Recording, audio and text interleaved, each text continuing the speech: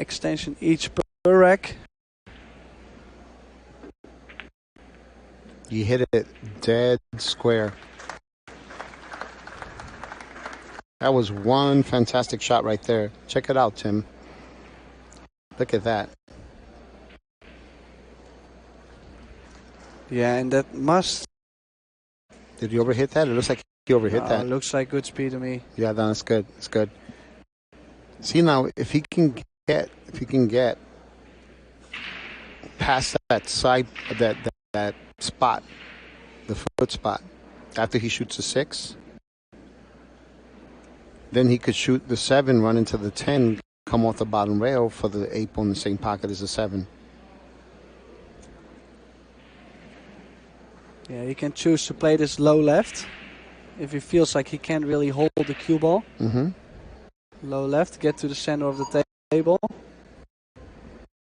He could also go up and down the table, use short rail to get back to the center of the table, which in this case might be the better shot because it would really work out to work up to that 7 ball. Looks like he's going to go 2 rails the other way. Short rail, long rail. Has to come real close to the 6 because this way he was always going to have an angle towards those 4 balls. And can he still go top spin with some inside back to the center of the table to where he can cut the 7? We're about to find out, depending on how he's cueing it. Well, he's playing low. Is he going into this? He's going to he's going to run into the 9 or go past it. Oh no! Right, go past it. Now remember, I told you if he can get right on that 7, he can use the 10 as a stopper. If he's going to hit it too thin, well, he might slow roll this 7 ball in. Or if he hits a 10 ball and he can't hit it dead straight, he can always hit it thin and come off the bottom rail. Just make sure he doesn't go behind the 9. You see, that's why he hit it soft. Because you want to make sure he doesn't give the cue ball a chance to go behind the 9 if he hits a 10 even thinner than that. Yeah, good control here. Of course, we're just not talking about some player. He's a former world champion. He knows what he's doing. Oh, yeah. Just a nice little touch right there. Oh.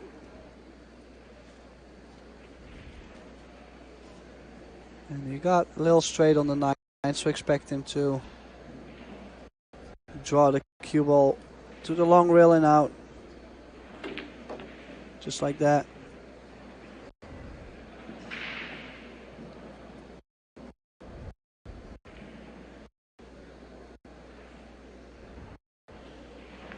And it goes in. He levels the score 1 each against Aloysius Japp.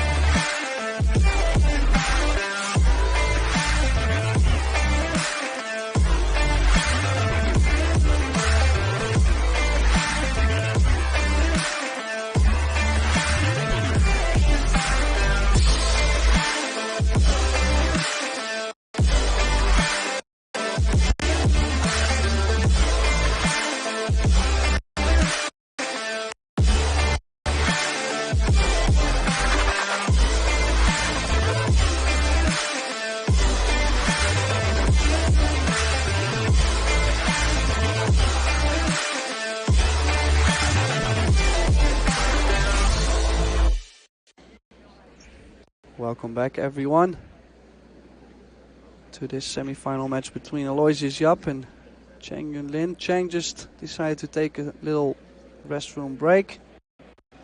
And here we have the other semi-final. Robbie Capito playing Vitaly Patsura. Robbie Capito in charge of that match, won the first set and was up 2-0 over Vitaly. And here you see he's got quite some cut on that 10. Decided to have the referee clean the 10 ball to prevent the skid. Or a possible skid.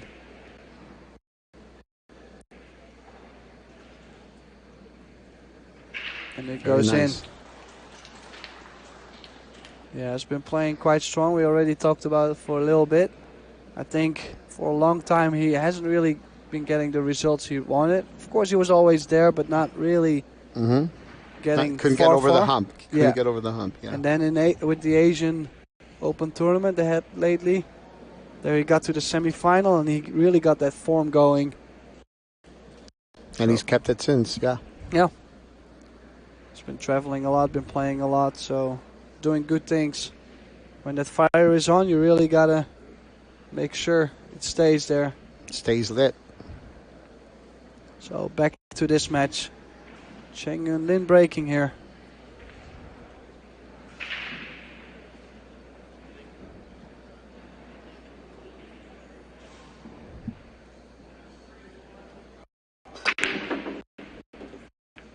Nice break. Made the one straight in the side. Got 2 kisses on the cue ball, and he might have a window between the 3 and the 10.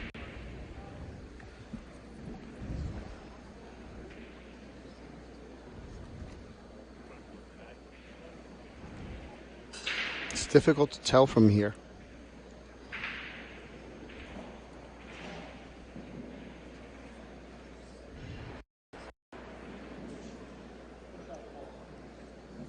Did he just call a push? Yeah, I think he just called a push. Yeah, he's pushing to a jump shot here, and well, he's pushing to a jump shot that he knows he can reach. He knows that Aloysius is left-handed. Uh-oh. He is not going to like this. No. He is not going to like this. Oh boy. This is no good. Yeah. And, well, you know, he called it in the corner, but could he kick 3 rails here? I think he's just going to go 1 rail and try to kick it in, right? Yeah, but could he kick 3 rails from the back? And resave? I think I like that maybe better because if he doesn't make this in 1 rail, where is he going to hide the cue ball? Yeah, it's going to be difficult unless he hits it dead straight and then sends a 3. And even if he sends the 2 ball 3 rails, there's a potential running into the 7. Yeah. So he has to get very close to the corner, though, in order to go 3 rails and make sure he doesn't miss a 2. Yeah, and a lot of speed. Oh, wow. How could he hit it, man? What about you play a push out like that and you kick it in? Which, similar to the 2-ball kick shot, that one's obviously more difficult that Aloysius made in the beginning of the match. Yeah. And when he pocketed that 1 ball. He just got a little too short. Yeah, he can't see it. I thought he could see it after that shot. Yeah, and he took the jump cue out. And, I mean, he only can see a small piece. If he hits that little edge of the 3. He wants to make sure that he draws it enough so that the cue ball won't run into the 9 and end up stuck there or going off the 9. Yeah. Oh. Yeah, he put enough draw on that, but yeah, things are just not going his way. Of course, he played a bad push out, and of course, he should have hit that kick shot harder, but those are extreme circumstances. Aloysius does have a bank here, but if he's feeling the heat, he can't hide behind the 6-8.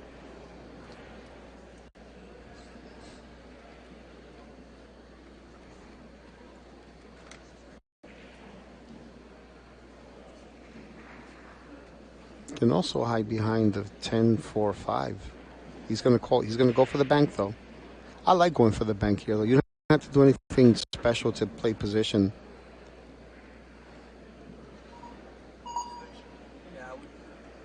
I would say he's quite the favorite to to make the bank. Yeah.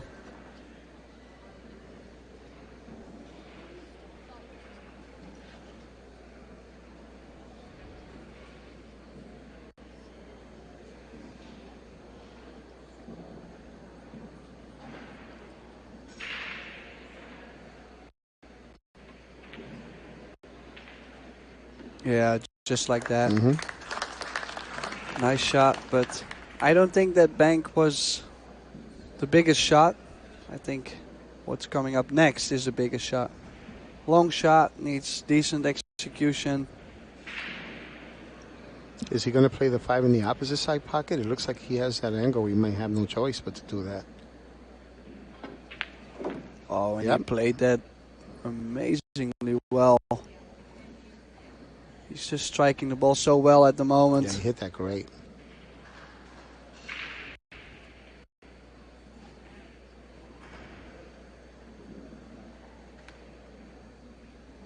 And then from here, it's just connecting the dots, as he's always going to have this angle on the 6 to move towards the 7, the 8 and the 9 in front of the other corners, and the 10 ball is also positioned quite easily, so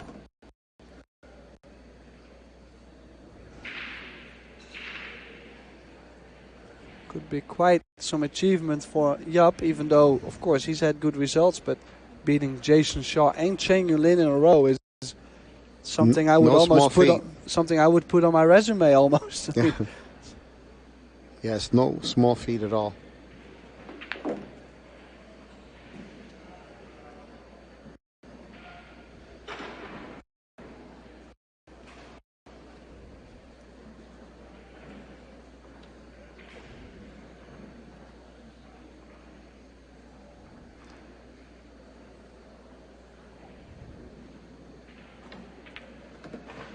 Yeah, left himself on the short rail, and now probably just some right spin to run towards the 10.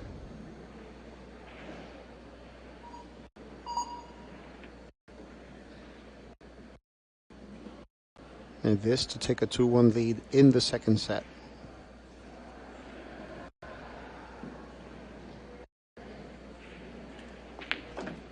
Yes, and in my opinion, Chang kind of gave this game to Jaap, and it's all started with that one push out. He played a poor push out, and from there he just never really gained control. He made an amazing shot, but still never gained that control in this rack. Could have been way different if he played, the push out better or a different one. And that's what makes this game so tough, Tim, because a lot of times once you get out of line, it's not always that easy to get back in line.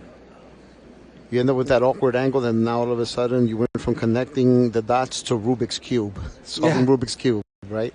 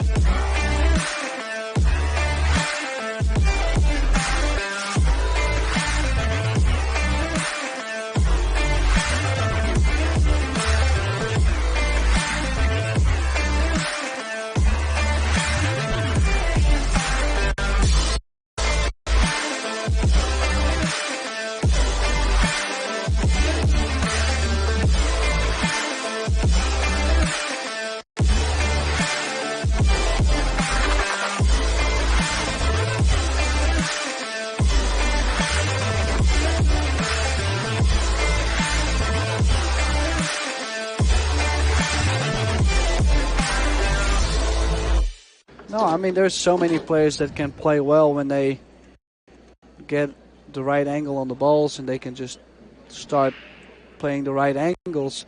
That's not what it's about. It's also what you do when things are not going well. You know, how well do you kick? How well do you play saves? How do you recover sometimes as well? So He hit that to the side. he really cut that thin. Almost made a 6 on the side, but he was complaining there, but I think he hit that. Well, this might be one of his worst breaks. Look how low that cue ball went. Yeah. It's like lower than the second dime, and he can't complain there. That was pure him. Yeah, it was almost like a soft break, right? Yeah.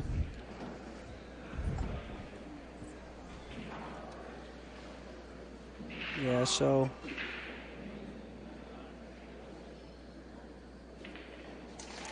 I'm not sure if he can see And that one ball. Robbie just defeated Vitali to make it to the final. Good for him. Very proud of him.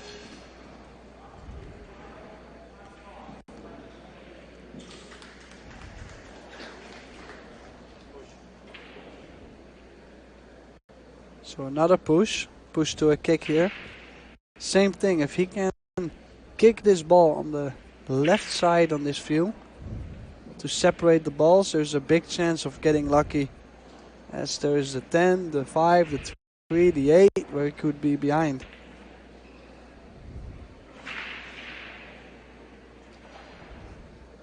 Another shot he could play is to kick the one ball over to the 9, call it in the side, kick it over there, and make sure the cue ball moves towards the 5 and the 3. He caught the 4 ball.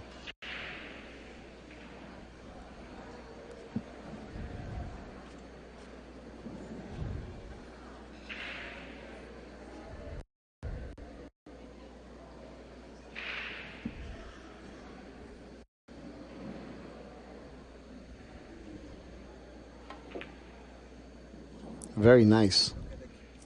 Look at the cue ball as well.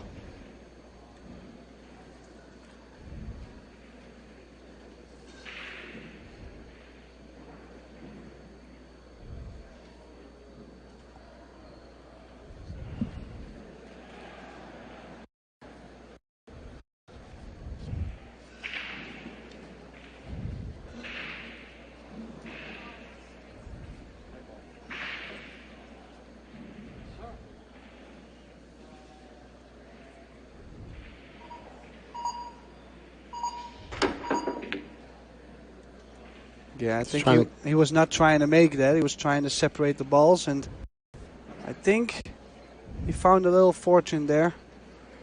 Left the 7 completely in between the cue ball and the 1.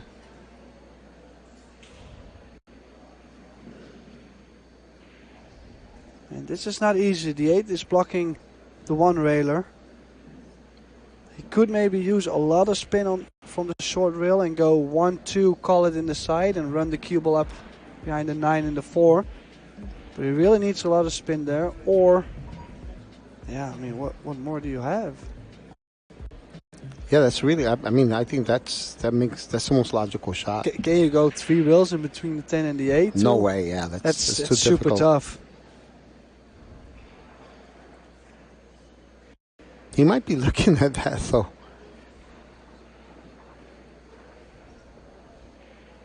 No, he is doing the 2 rail. The 2 rail is the right shot. It's a higher percentage shot.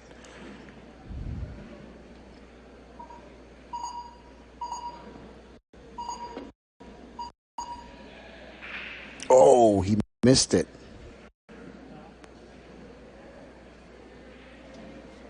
And ball in hand for Chang to level the score. 2 each.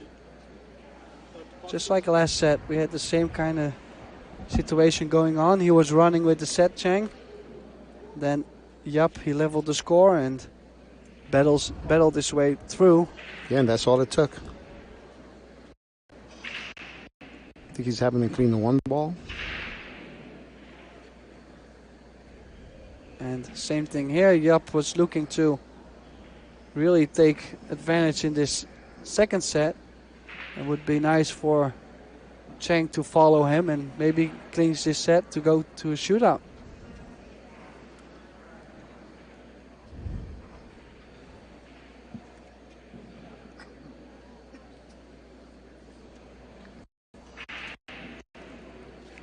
So how would you play position here? I kind of like going between the 3 and the 4 with follow in the side pocket. Play the 2 in the upper left-hand corner. Yep, I like that.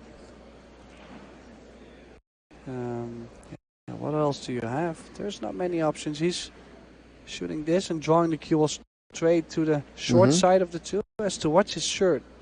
He's really stretching over that 2 ball. Doesn't want to touch it. Ooh. No, I can see from this angle. Nice view here that he's not close to the 2. Yeah, good. He hit that. And doesn't want to end up straight. Does Might not maybe want too good. to end up straight. Uh-oh, and the crowd is clapping. Of course, tough shot to draw back on the 2, but Very he tough. is not happy here. I'm 100% sure he's not happy because he's straight on the 2.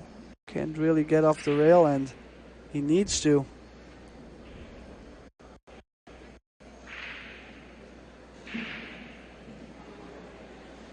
He might just take the slightly... If he can't get the cue ball out of there, he's going to probably take the slightly tough cut in the side pocket. Oh, and this is a... Well... But this is what I mean. He got out of line. Now he's out of line in this shot too. So if he decides to go in the side pocket, he's unleashing the cue ball. Yeah. Yeah, this as a recovery shot is extremely difficult.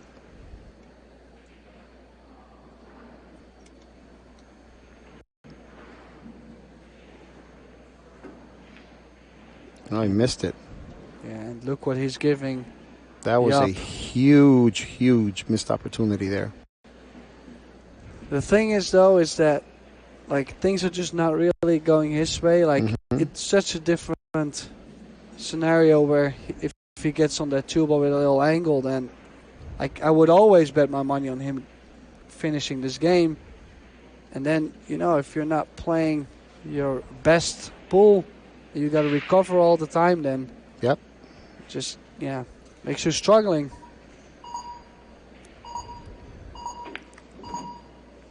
Ooh, unexpected bump on the 10. And wow. Has he hooked himself? I Yeah, think he did. has.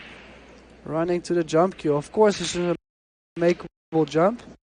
Cue ball is running towards the 6-7 though, so needs some draw. And I think he was trying to go underneath the 10 and then end up between the 2. which I completely liked, but he just overdrew it. yeah. And maybe some nerves coming in the arena too. I mean, it's a big match for Yep too. He knows he's defending champion.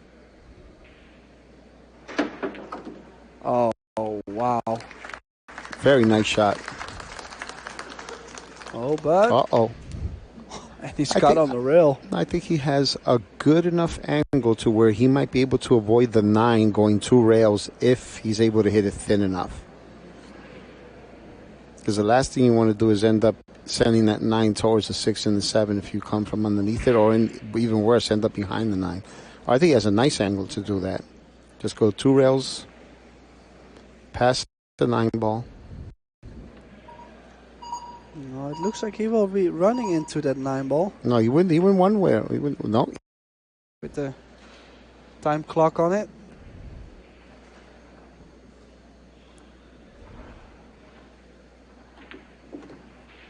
Oh, and doesn't want to get too much angle. I think he's okay.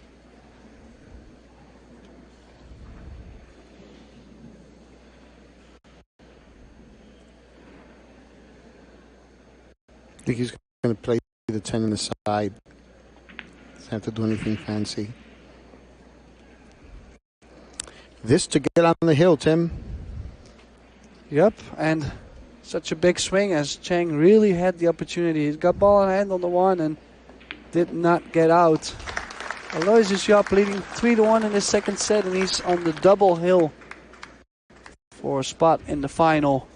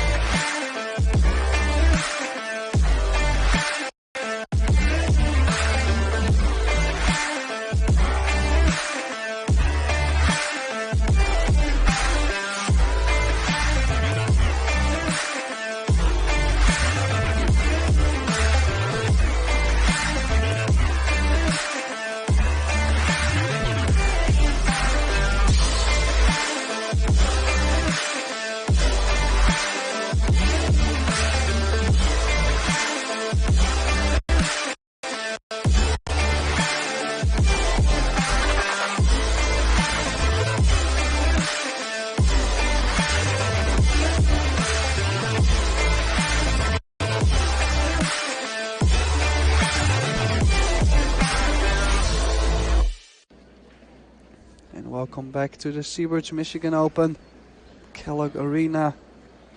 Lois is up to break here. He's on the double hill for a spot in the final. And last chance for Chang to get back in this match.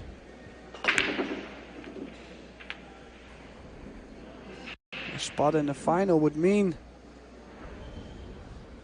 a guaranteed $11,000 prize money, which I'm sure both players would like. Of course. And what is first place again? First place is $20,000. Awesome.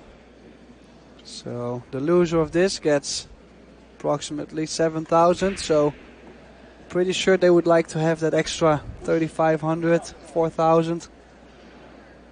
I'll still take the $7,000 for before Christmas. Holidays are around the corner, right? Oh yeah. Hey, you're a family man. You need it. Yeah. So decided to push out to a jump and made the 5 a little bit more tricky as well. It's not a big pocket anymore in the top left. So Chang said, you know, you just go ahead. I tried a couple jumps and I'm not trying no more.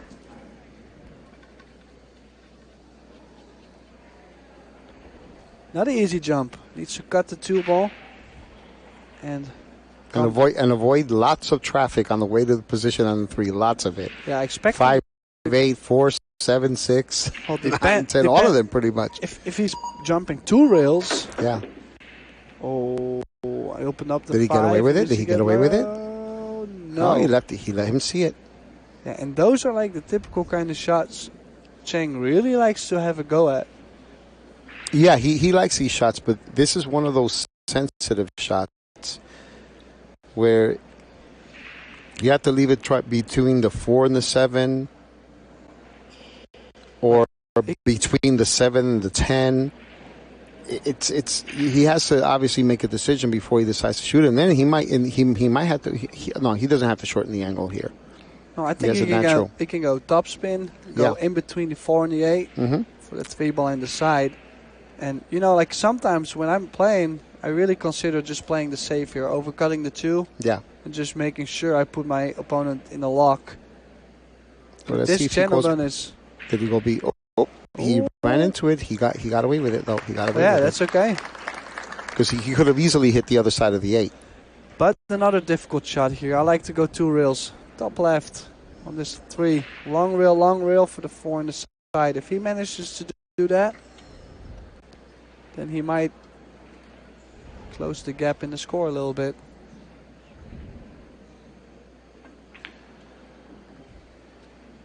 Just like that. Very nicely executed. Yeah, he just cues the ball so well with confidence.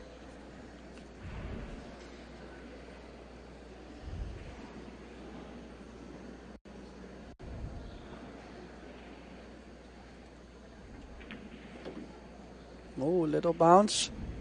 No, he's still okay. 5 ball in the top right corner. Can decide to just stand over to the left of the 8. Or to draw directly. If he can hold it, that's good. But if he has to come off the rail, I want to be, in front of the 8, not behind the 8. Yeah, this is good. Now he can just play a stop shot to stun off the rail a little bit. For the 7 in the side.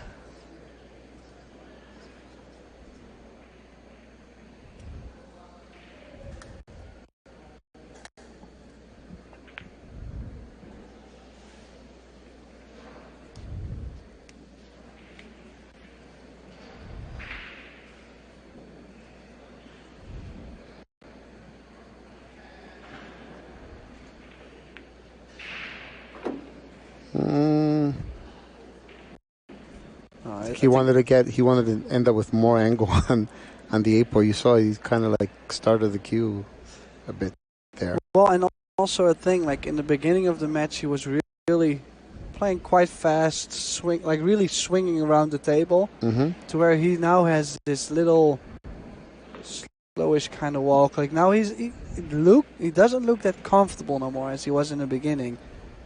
He is under some pressure. Is he drawing into the 9 ball here? Or just stunning around? He's in survival mode now.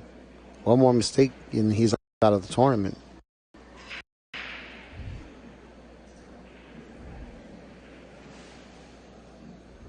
But he closes the door in this game. 3-2 for Yap, and Chang Yun-lin refuses to give up. Oh, there's no quit in him for sure. No, he's a fighter. That's one thing for sure.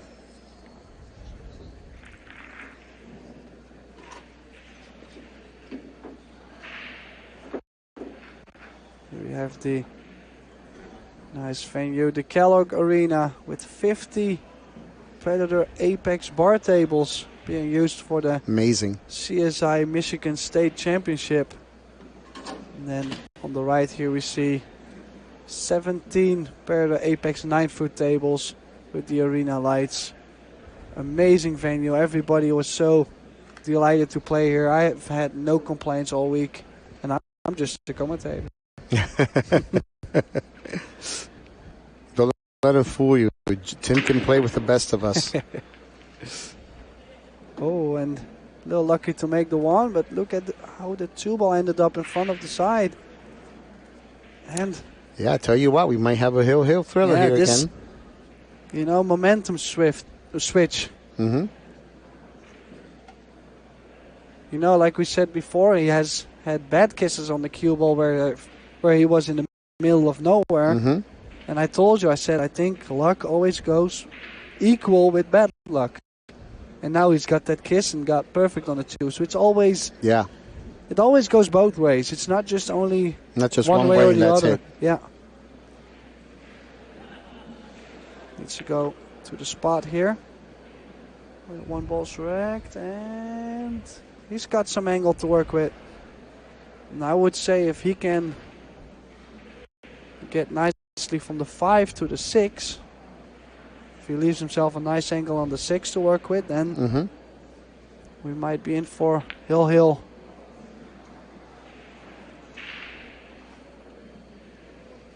Little forward here. Yeah. I think I would go forward here, and then he could go 2 rails on the 5 ball, stun left. And if he gets a small angle on the 6, he could opt to shoot the 7-8 combination.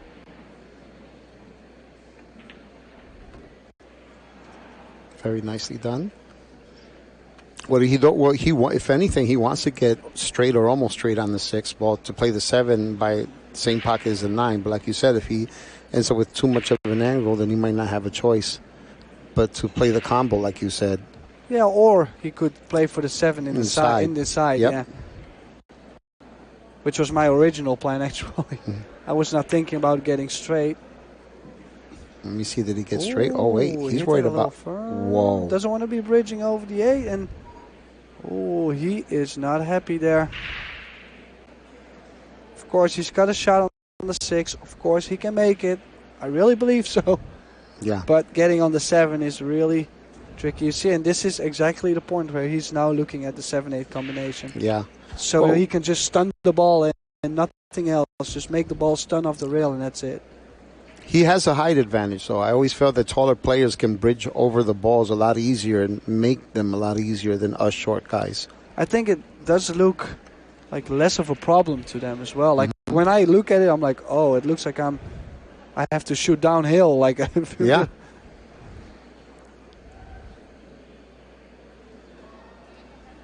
Yeah, I think he might draw for the 7 the side here. That's what it looks looking like.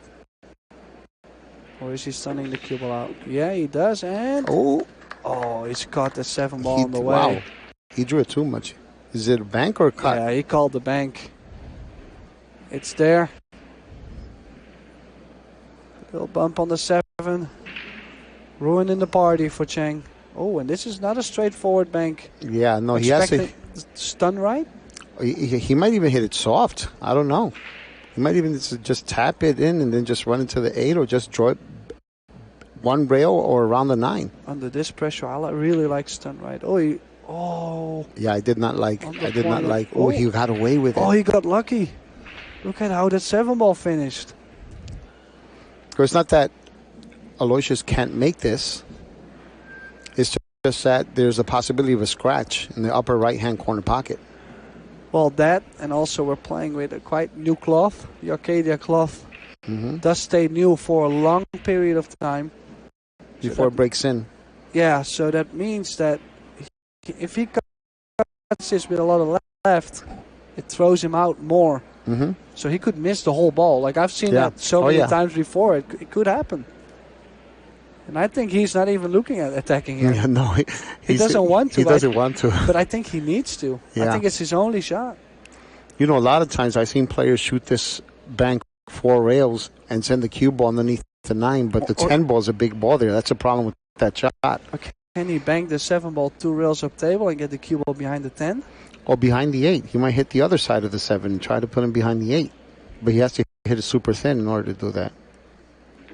Take option. Try to get behind the 10. Didn't get there. That's a tough shot. What is he giving Cheng? Is that 7 ball ending on the short rail? Wow. Oh, and I mean, it was tough to get behind the 10, but he didn't get too far off. And as soon as Cheng got to the table, he's asking John, can you please clean the cue ball? Yeah. Well, my former coach always told me, and Mizarek told me that years ago, when the safety is as difficult as the shot, go for the shot. And that one was a little sensitive there. Yeah, a little touchy. Is he playing 2 rails up and down here, or is he holding the cue ball? It's going to go up and down. He just let up in the stroke a bit. Just a little bit. But he's still good. He's good. Yeah, he's okay. And these 3 balls to go to Hill and a possible shootout after. Yeah. But we're not that far yet. First these 3 balls. And he broke the balls well last time. Yep. So stun around the 9 ball. No, just send the ball. Always trying to avoid the ball, the kiss. Top left. Running towards the 10.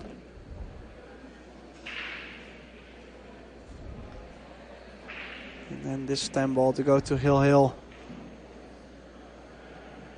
Momentum a little bit on Cheng's side after that break. Didn't get out. Missed the 7 ball and got lucky. But we're having Hill.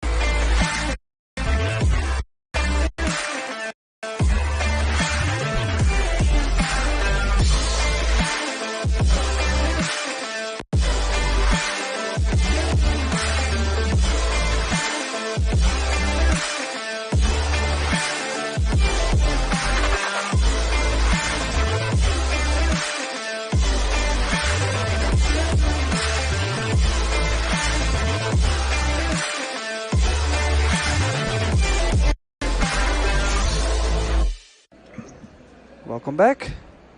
We're ready to see Chang and Lin break on Hill here in the second set versus Aloysius Yap.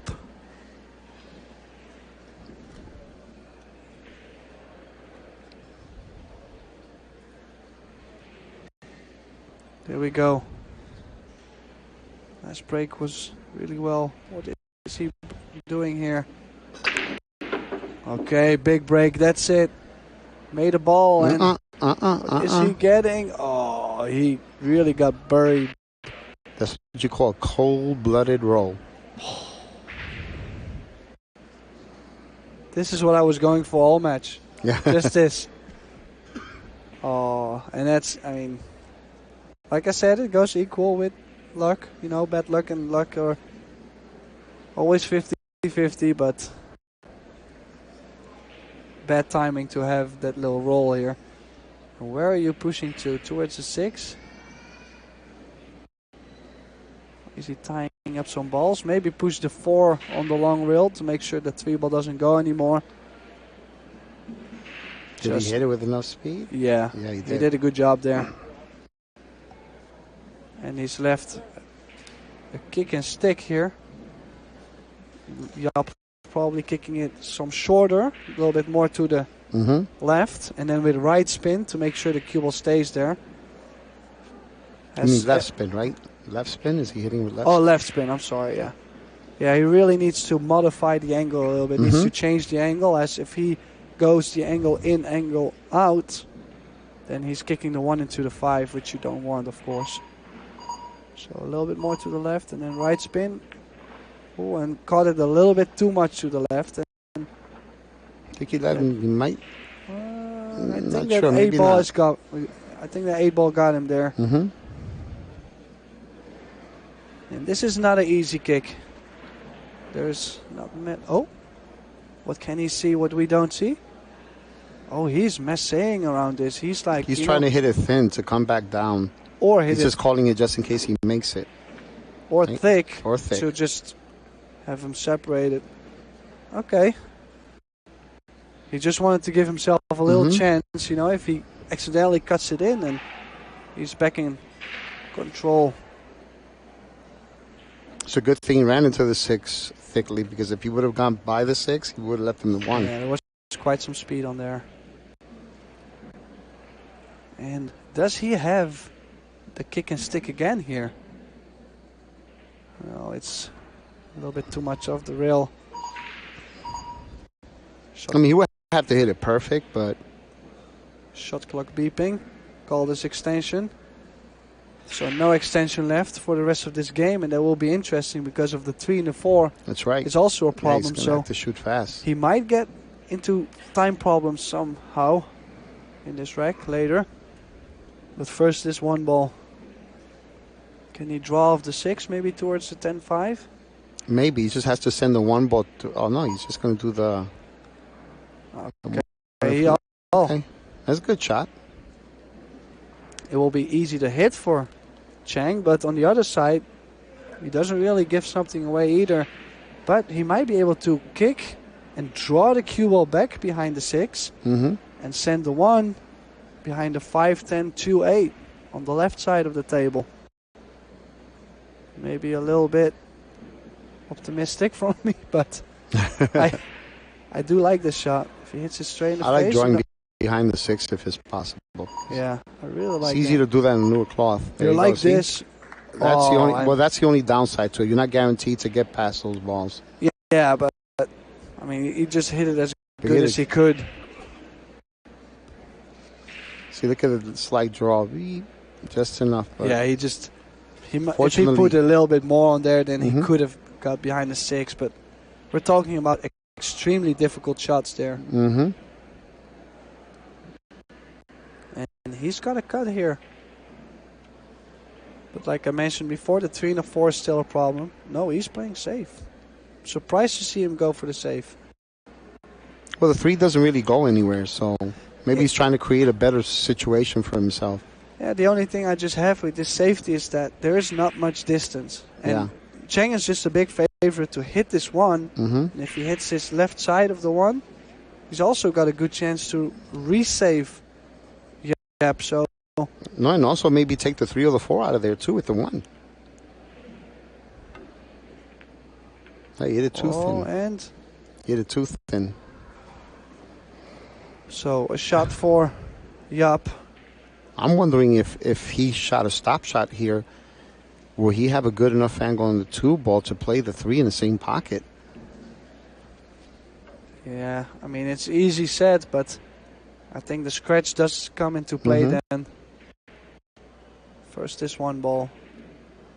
Are there any nerves already for Yap? Wow. There is. Wow, yeah. Wow. Wow, wow, wow. Yeah.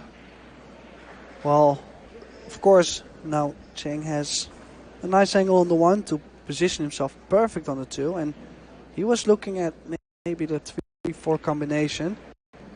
Could be possible, but it's not a gimme. There's quite some distance between the 3 and the 4. You can also bank the 3 off the rail, right?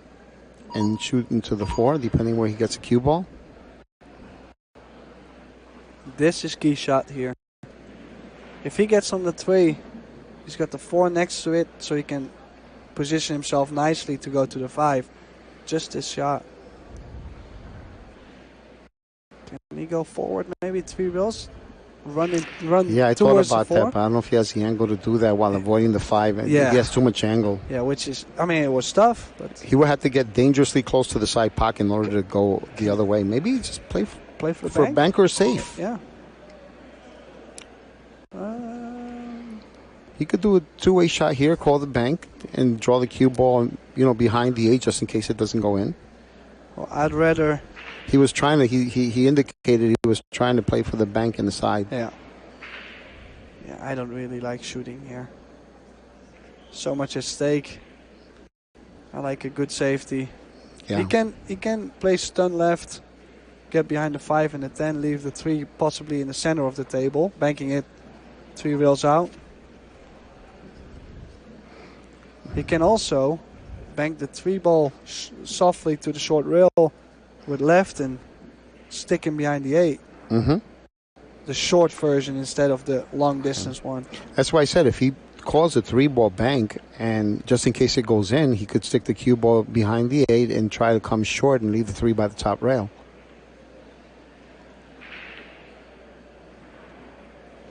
Just like that. And I think that 8 ball is perfectly in between. Nice 2-way shot there from Cheng.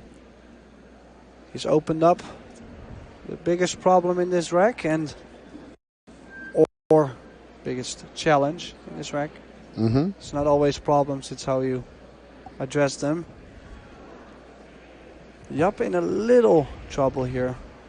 Not saying he can't hit that 3 because the chances of him hitting the 3 are definitely there. Only thing is that he has to hope if he hits underneath the 3 that the 3 will go past the 6. Boom. Oh, and how? They went past the 6, but he left him a shot. Yeah, he's left him a great shot. If he makes his to the corner pocket, he can get perfectly straight on the 4.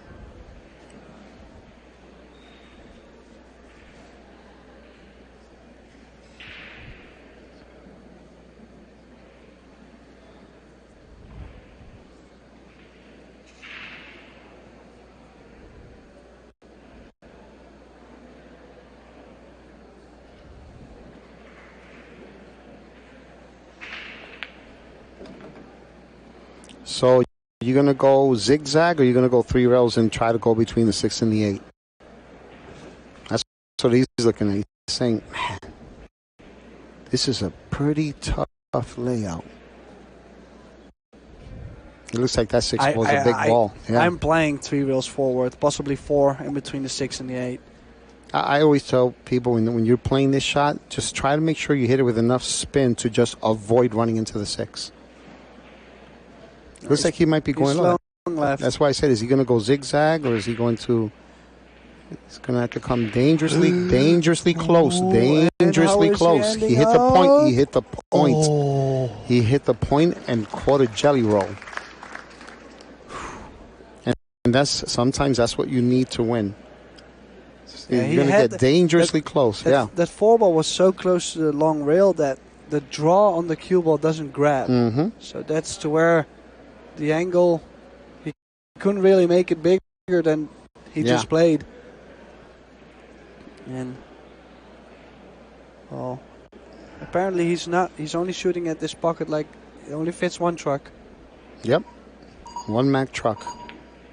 Ooh, he jumped up. Yeah, wow. I'm not used to seeing that from him. You don't get to see that very often. It's very rare. As a matter of fact, that might be the highest I've ever seen him jump. Well, I don't even know if I ever seen him jump. But he got nice on the 6. He can play low right. Still draw along the rail.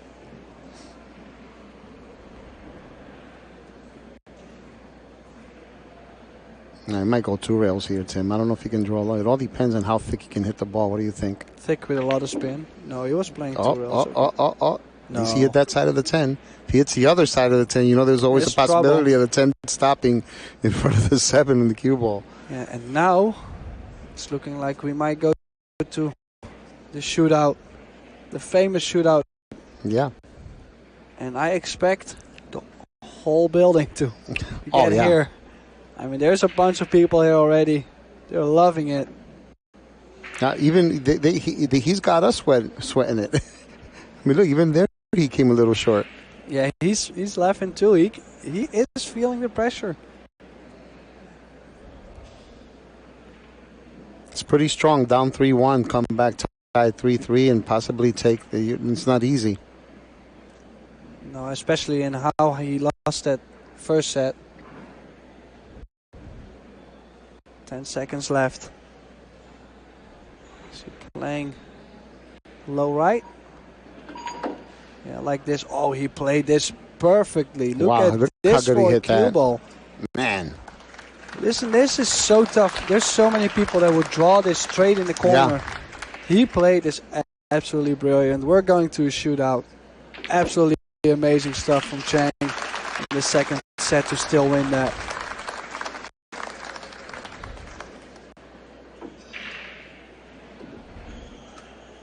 Wow. That was perfection right there. Yeah, and players are really wanting to leave the arena. Here we have the graphic for the shootout. So it's 4 innings, alternate sides. The high score wins. They're going to go for a break. The player that won the lag gets to pick which side they would like to shoot from first, the left or the right. And after 4 innings, if there is still a tie, we end up going to a sudden death. Okay. Well, we're going to go to a 2-minute break, and we will be right back.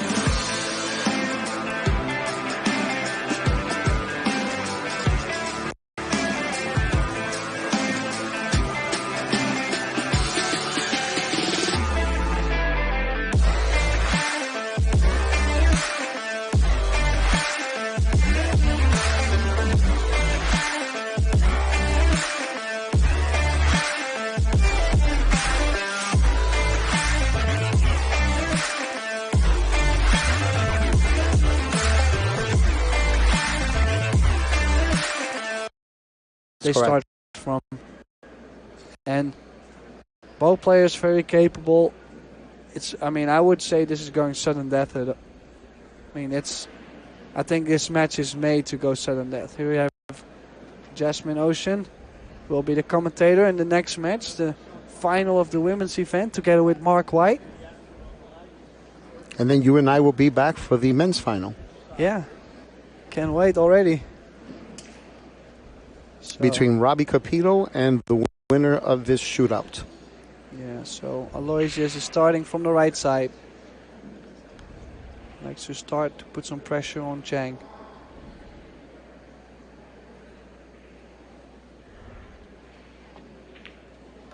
And he makes the first one. 1-0 for Aloysius Yap, all the way from Singapore. Yeah, and you know, I've seen Chang shoot this shootout. Like, he's strong, and I know how he handles the pressure well. But we're still using the 30-second shot clock here. So, you know, last match with Federer, he was really like using his time, like stepping in twice or three times to make sure he was right. He doesn't have all the time to do it here. He does not, and I think it's important that he knows that. I would imagine he knows that. Oh, something happened in the crowd there. Someone was calling on the side. Got a little distracted. Chang Yun-Lin shooting here.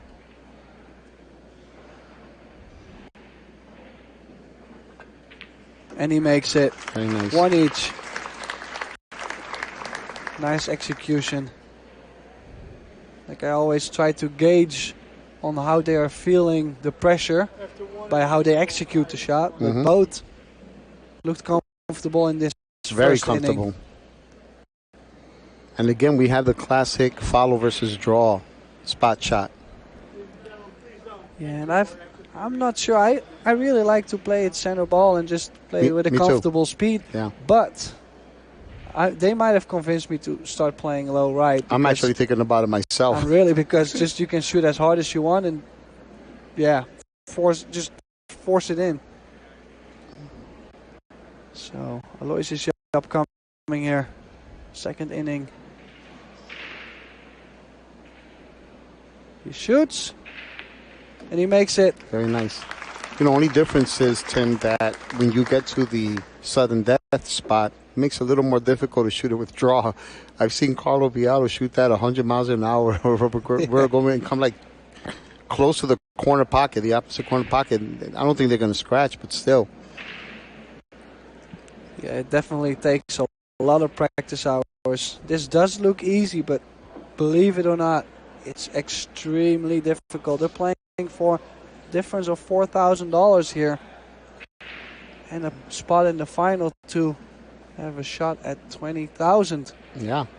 They're basically shooting a spot shot for $4,000 or $9,000. That's the difference between first and second.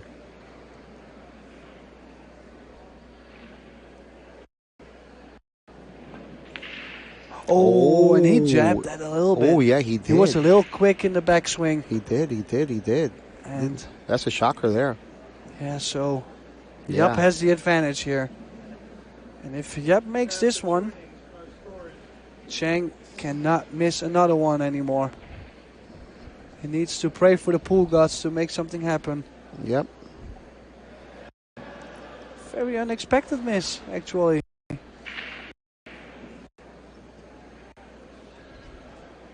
Well, that's the thing. They both played so well up to this point. You just kind of don't really expect them to miss it. But at some point, someone has to. There we go. Aloysius Yap.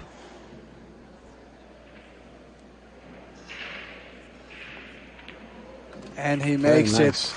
He's been hitting it nicely to the center of the pocket. Yeah, nice comfortable speed as well. He's up 3-1, and Chang cannot miss another shot no more, and he needs to pray for a Yap miss. Yeah. I'm pretty sure if Aloysius wins this match, he'll be super excited to be able to have the opportunity to defend his championship, as he is the defending champion of the Michigan Open. Yeah, an all-Asian final in the making here. So there we go, Cheng Yun-lin shooting here. Needs to make this ball or it's over. He makes it. Now goes back to Aloysius. If Aloysius makes this, he's in the final. And if he doesn't make it, then Cheng could shoot himself back into the shootout. And this is where sometimes the pressure aspect of it can get to you. Yeah, you know you can finish it here. Mm-hmm. I went through it yesterday with Federer. Yeah. I missed a spot shot to beat Federer. Aloysius Yap for a spot in the final.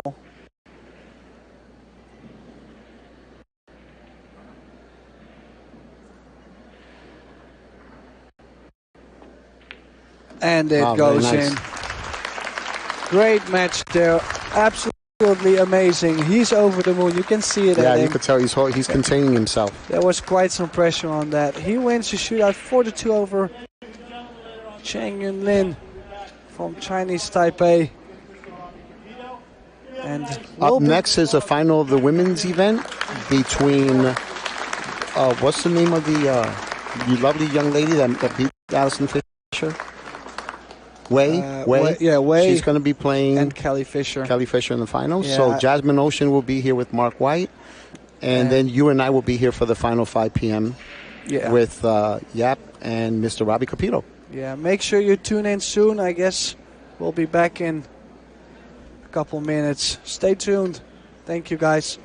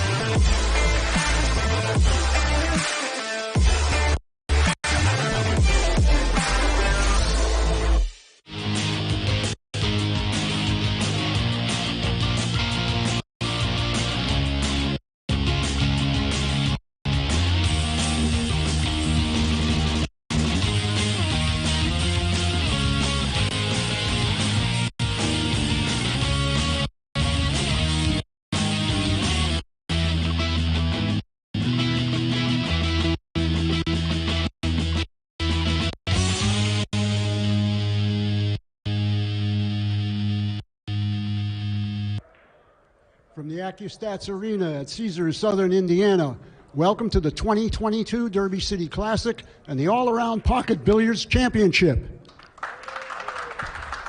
Thank you. Very good, thanks. Pool's most exciting event is being sponsored by Diamond Billiard Products, by Simonis Cloth, and by Aramuth Pool Balls. We also want to express our appreciation to OBQs, Master Chalk, and Outsville for their contributions, and our tireless and great tournament direction staff from Bad Boys Billiards Productions. We're in our 12th year here at the Caesars Southern Indiana hosting us, and we thank them for being such great partners throughout all this time. And our DCC extended family has grown worldwide. All of you out there watching, whether you're at home or you're here ringside, we appreciate what you've done to help make this the most popular and prestigious event on the pro calendar. Thank you very much, everybody. Okay, we are back to bank pool. Let me explain where we are and how we got here. 370 players began the bank pool division several days ago. There are 4 players left. The 2 that are going to play in front of you right now. On the outer table, we have the other 2 competitors. That's Fedor Gorst. He's playing Tony Chohan. Mr. Gorst has a rebuy. Nobody else does. We're going to have another match at 7, another one at 9. So stay with us. Let's see who comes through. With that being said, my honor now to introduce our 2 competitors. From Toronto, Canada, he's the 2012 Derby City Bank Pool champion, going for number 2, sponsored by Predator and Enviro Assessments, one of the greats of our game. Please welcome Mr. Smooth, John Mora.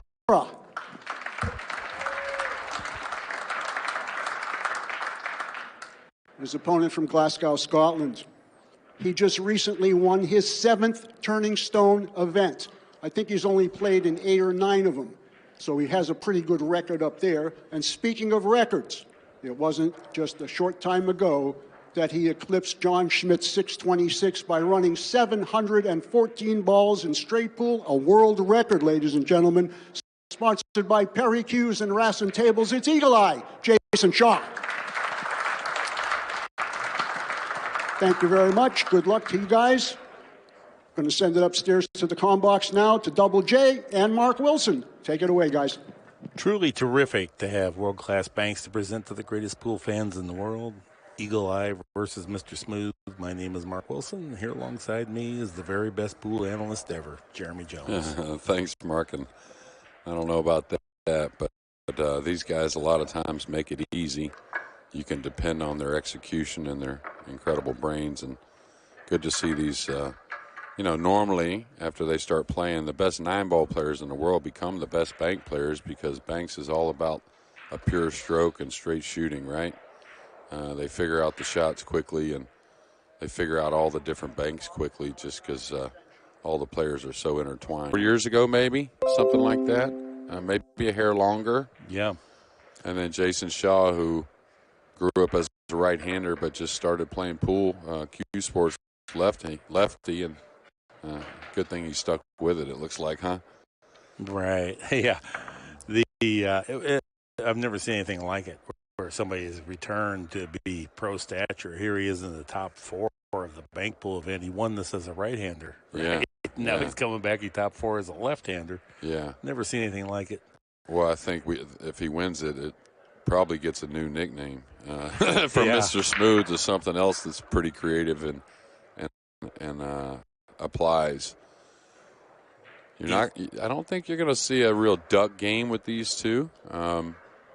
Sorry, Mark, I think I cut you off there. No problem. I played I played John. I actually played him shortly after he won that tournament. I played him some banks, and I played him some one pocket. And, of course, he's just a very, very aggressive player, and there's good reason why. It's just because the skills he has. And this guy here who, has got his picture all over this place in different places for the Bigfoot and whatnot. And just as Kenny just opened up and said, Mr. 714 is applied right now. So just 9-ball is not just his game. Jason can play it all. And I'll tell you another one that he's deceiving like Sky. They're very good instincts for one pocket. Not only all that firepower, but great cue ball. Doesn't know all the shots, but for some reason tends to shoot the ball in the right direction a lot, which is huge. It's interesting. He didn't try to move that ball up table at all. Maybe trying to make it hard for John to move it up table. I think you got to keep it simple here. Maybe just shave the 3 down to the bottom rail, trying to contain the cue ball off of the cross side bank. On the 4. I think I would go the other way, Mark. I think I would go the other way with the cue ball here. I guess he's going to snake it off the end rail, side rail, and keep it down here. With inside? That's what I was thinking. Ooh. Oh, drawing it over, yeah. I thought he was going to go off the end rail to take any. Whoa. He wasn't afraid of possibly scratching there. Yeah. And the reason why he did that is to get it further over. You know, he tried to anyways, so.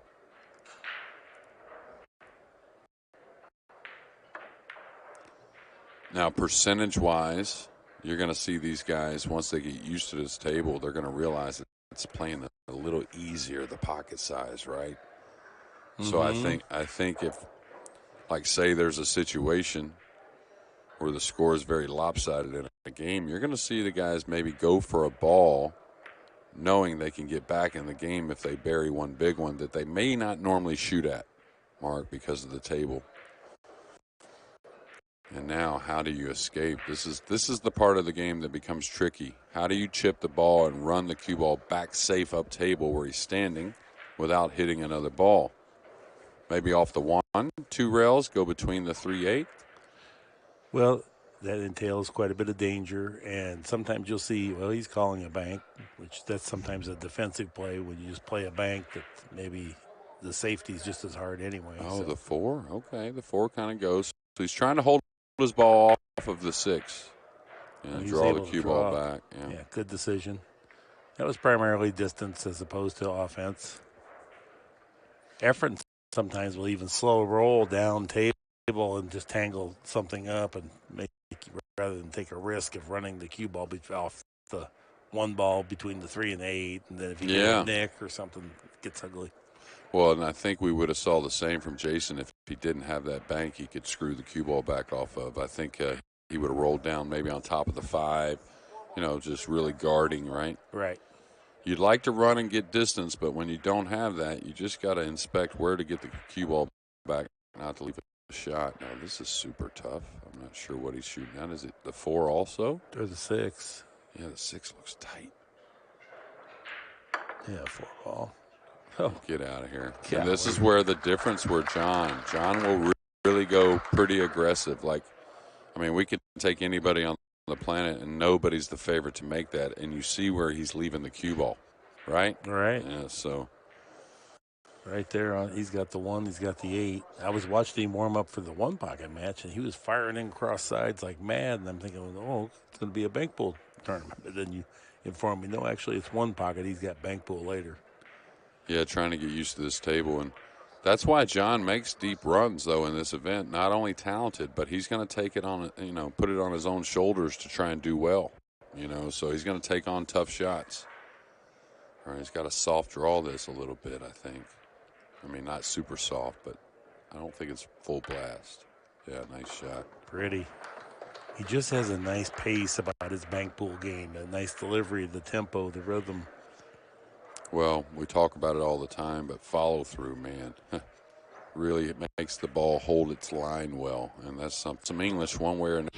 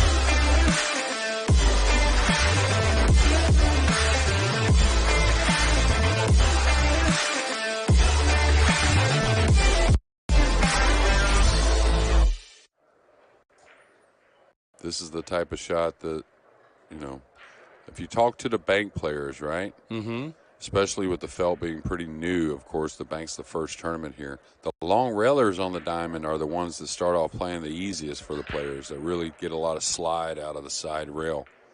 So just hitting that mark decently. Yeah, that one, I think that was tough with top English. You can get hurt now playing that shot, too, because even though you have the lead, it's not a huge lead when the balls are open like this. He's sort of fortunate he didn't just absolutely sell out the easiest of cross sides. I think I like the 3 better than That's what the he's 9. calling. Okay. The 3, he's going to bring the cue ball back down for shape. There's no reason to play the safe here, I don't think, anyways. Is he going to the side rail here? Yeah. Oh, you mean with the cue ball? Yeah, with the cue ball. That made it harder. Yeah. I thought he just hit a high ball there. High ball, kind of medium speed. That's something you'll hear me say a lot when it comes to the banks. I've always found on the diamonds, especially with a newish felt, the medium really applies to 7 or 8 out of 10 shots. You get an occasional one you need a little more or a little less, but the 8 does go. Appears anyways. The other point is that Shaw's decision with the cue ball is not played by the super high-level bank pool players because it takes away from the accuracy of the shot. So they just play topspin. Yeah. He was trying to play position, and they just run the cue ball and take care of the cue ball from scratching.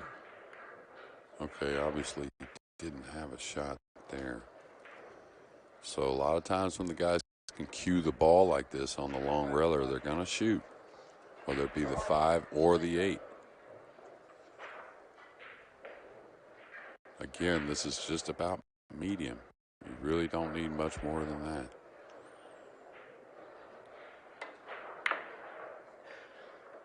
Good shot. Yeah. Good shot.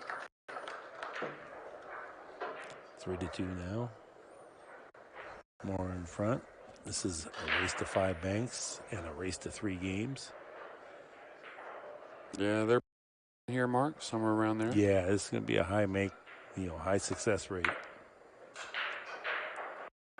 Didn't connect. Yeah. But you can see he hit it well. And now he's got to fade a couple banks here, possibly. The 7 will cross here in a moment, most likely. If he gets this 9 down. Depends on how aggressive he wants to go with the cue ball. Looks to me, though, he can slow roll the bank, hold the cue ball, and if he misses, cover up the pocket to where he doesn't give up a bank. That's the play here. Just pinch it here a little bit. Well, he played it firm, so he was going downtown with the cue ball. Should just be the 3 knocked in here.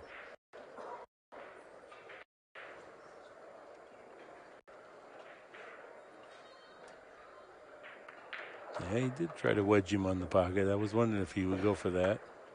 Didn't quite get it. No, the ball on the spot he'll be able to see for sure. He may be able to cross it up over. It's just, I don't know if it really makeable crossing it over, really. Yeah, so this is high left, trying to throw the bank back. Now, the problem with this, Mark, is if he's off the mark with the 3 ball, yeah, the cue ball is going to come 2 rails and give the lefty of Jason a nice 1 railer on the 9. That's kind of where the cue ball wants to go on this shot. So he's got to really kind of cover up that alley with the 3 if he misses it. Boy, he hit it sweet. Now, you see how the 3's covering up that alley kind of? Yeah. And that's important. Yeah, that was a heady play there.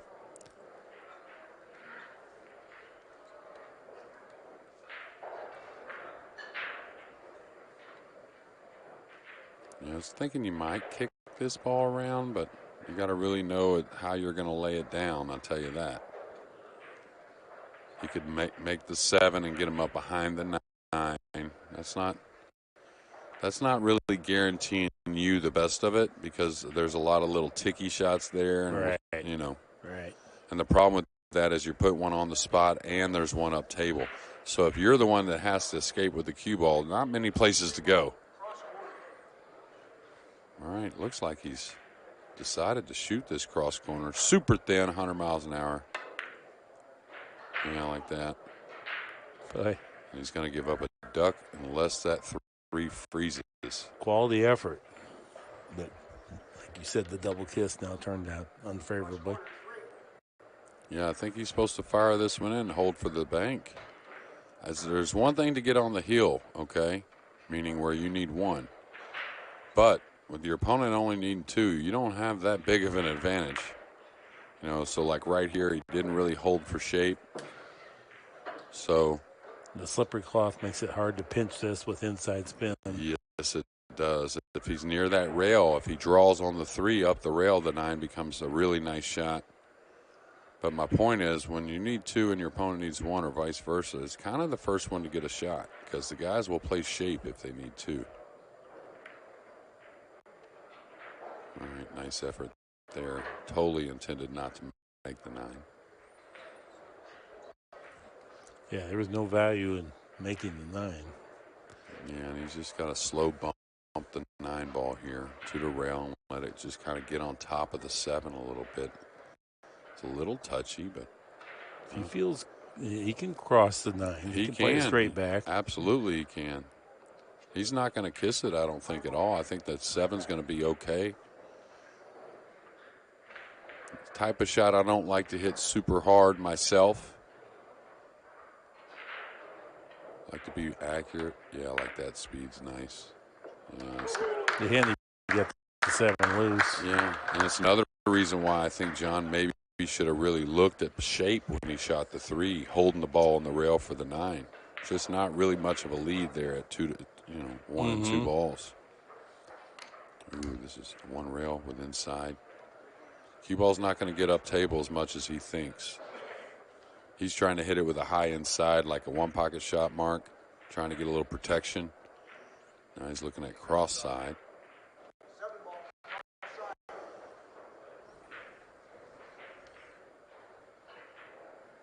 Now, the one thing about cross side is he can play it at a light speed, and that's a little protecting.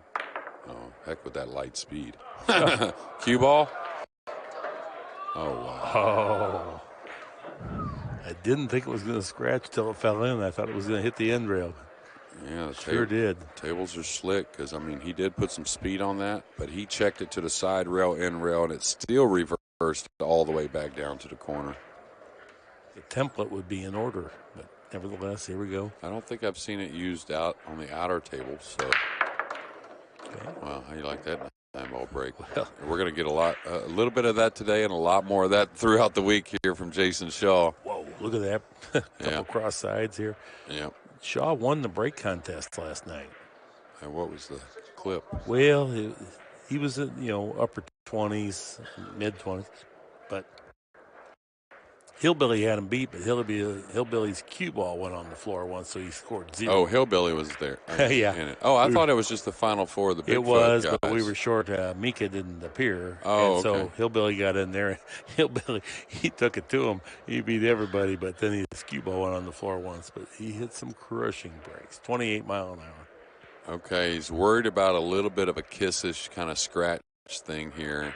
He doesn't want to slow roll this bank. I think he just stunned towards the 3 here with the cue ball is what I see. I agree. I mean, it's going to be a fast stun. I can't believe he would pass the 2 up now. That is pretty amazing. He's just to me. too accurate. Well, I understand the 5, the long. I did tell you the long railers are the ones the guys like on these tables right now. That gives you total cue ball control. Yeah, and there was something about that 2 ball he wasn't too in love with. Most wouldn't have passed on that cross side. And now he's in a funny spot, really. Run the cue ball somehow. Oh, he's banking the 7. Wow.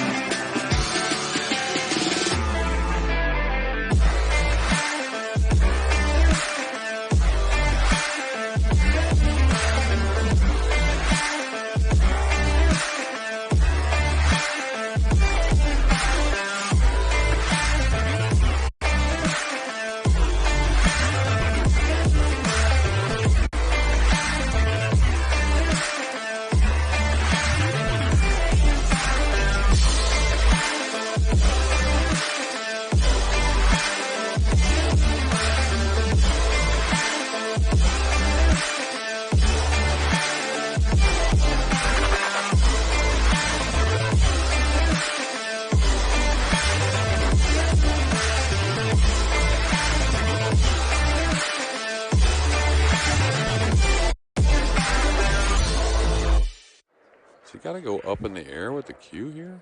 This doesn't look like Top English will hold this bank up from this angle. It doesn't appear so anyways. Well, the high velocity, he's going to bring the cue ball maybe down table. Wow, he got it short. Get you some of that. And now a terrible kiss on the cue ball. This should cost him a few, yeah.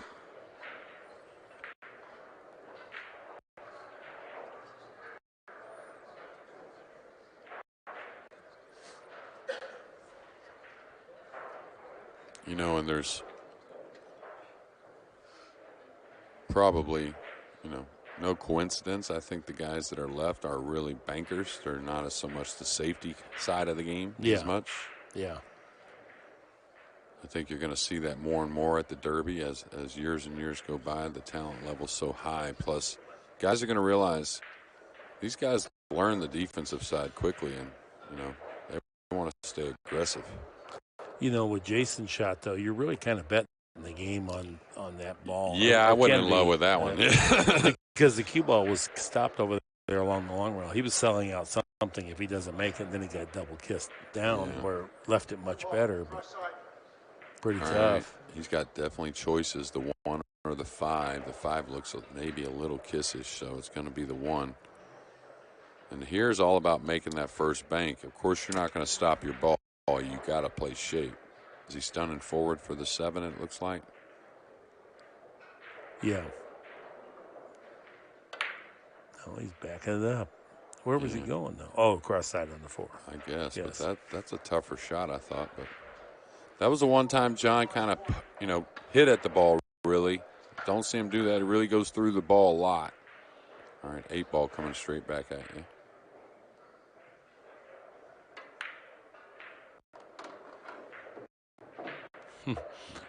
Shaw filters the cue ball down the end rail, leaves himself a pretty makeable cross side on the 1.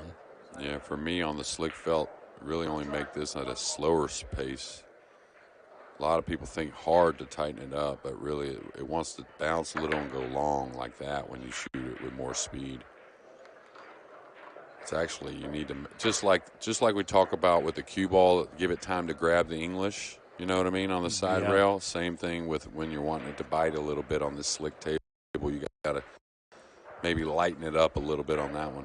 Spot on analysis.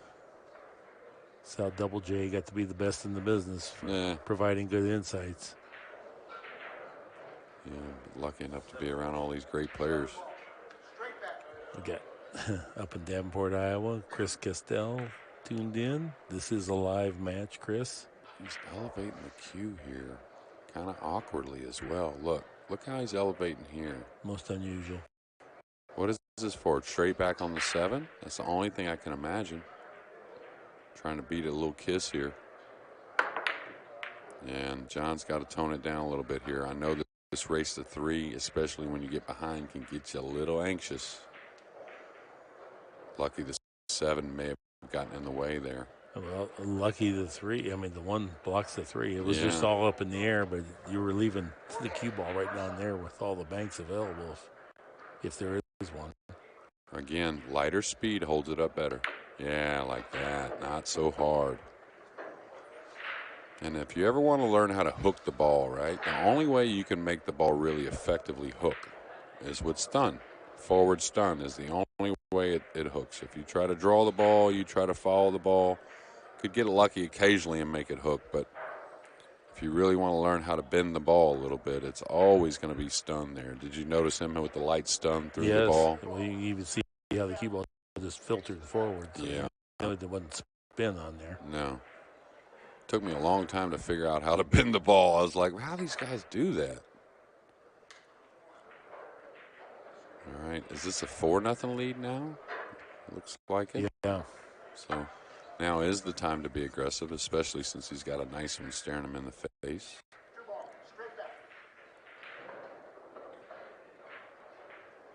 Same thing as Jason, probably 7 out of 10, somewhere around there. Bank like this.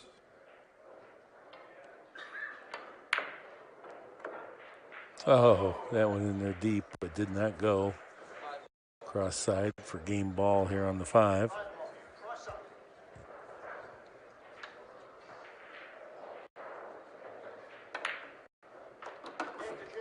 And just like that, Jason Shaw, 2-0 lead here.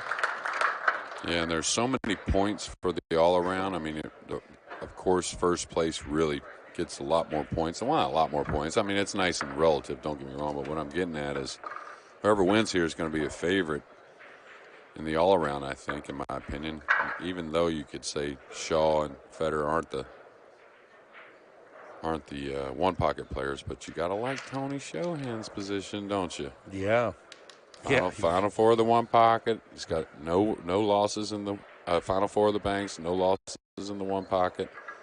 Hey, and he told me he's 2-0 in his first 2 9-ball events of the year here in 2022. He's won them both. So yeah. Well, he put on quite a show earlier, so we know he's playing good. Yeah, and he's in a big match against Federer Gorst right now in this final four of the banks.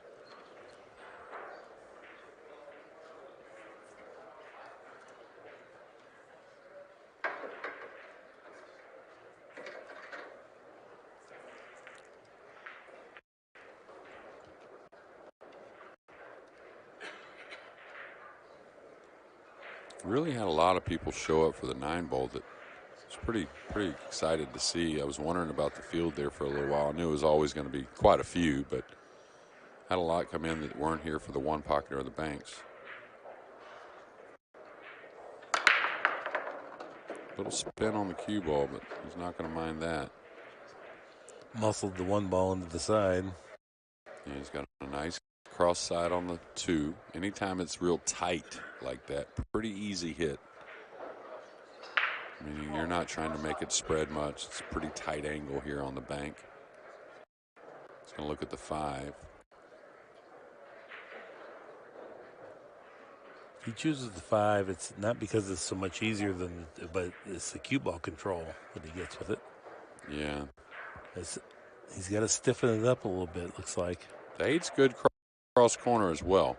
8's not bad at all. Pretty big pocket.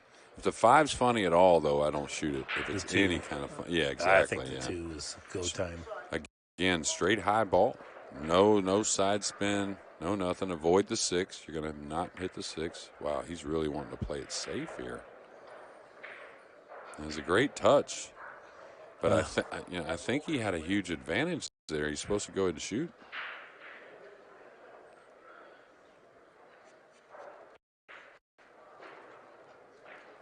Because the one thing in one pocket, right? Unless you're just beating the guy this particular way, I'm just ducking him to death, and he's giving me a lot of shots, right? Well, that's one thing. He's telling you how to beat him, right? Yeah. But don't think a 2-0 lead in games you're supposed to start protecting and become passive. That can quickly change in this race to 3. Don't think John Moore couldn't put 4 or 5 banks together a few times, and it's 2-2. So you still have to stay aggressive in the game, even though you have a 2-0 lead. Pretty hard hit here. Now, the one thing is just what I said. If you feel like John is shooting at a little too much, that'll tell you, hey, maybe I shouldn't shoot at so much because he's going to give me some easy opportunities.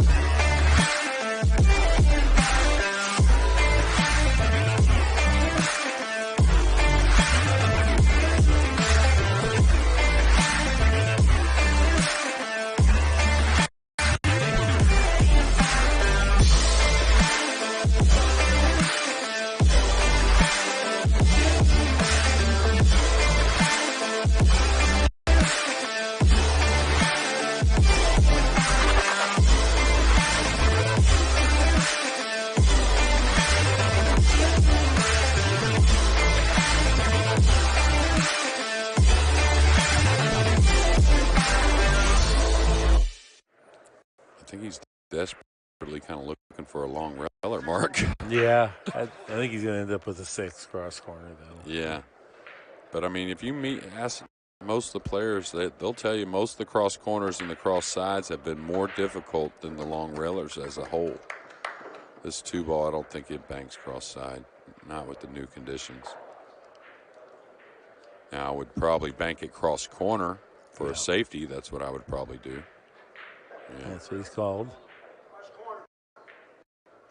This is more of a speed shot.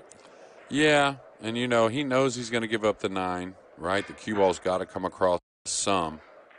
That's why he's elevating. He's trying desperately not to give up that 9. He's trying to keep the cue ball on that part of he didn't want to come all the way across. And a really good effort. The 3 does stiffen in probably, but no picnic.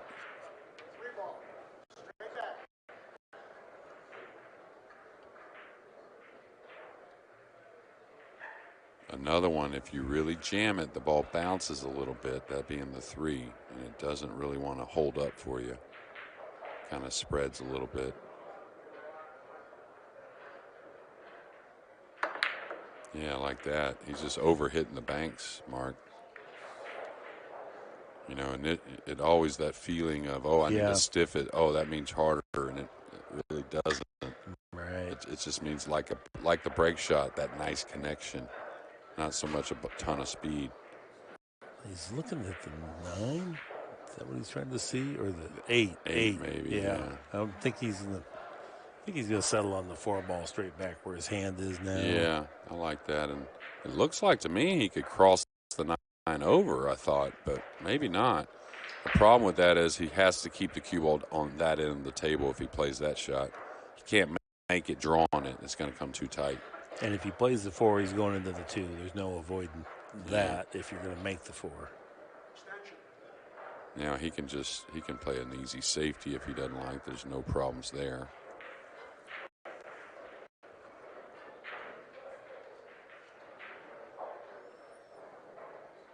Looks like that's what he's going to do, run the cue ball here. Oh, he's made the 3. I don't know if he didn't get the cue ball very far either. So this is definitely going to tempt John into shooting. And, I wouldn't say this is terrible, the 4. I mean,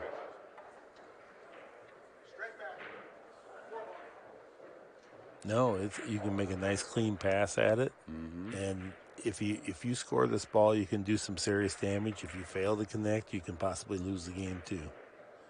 Yeah, cue ball's not coming back safe, that's for sure. I like to see that medium by John a little bit. I think he buries these. There you go. That was better stroke. That was better timing there. Pretty shot. He's got the 2-ball. He's got the 8-ball. He's got the 3. The 3 is probably the last choice. That's the speed on most of the banks, Mark. You'll find certain guys that'll amp it up and stay real accurate.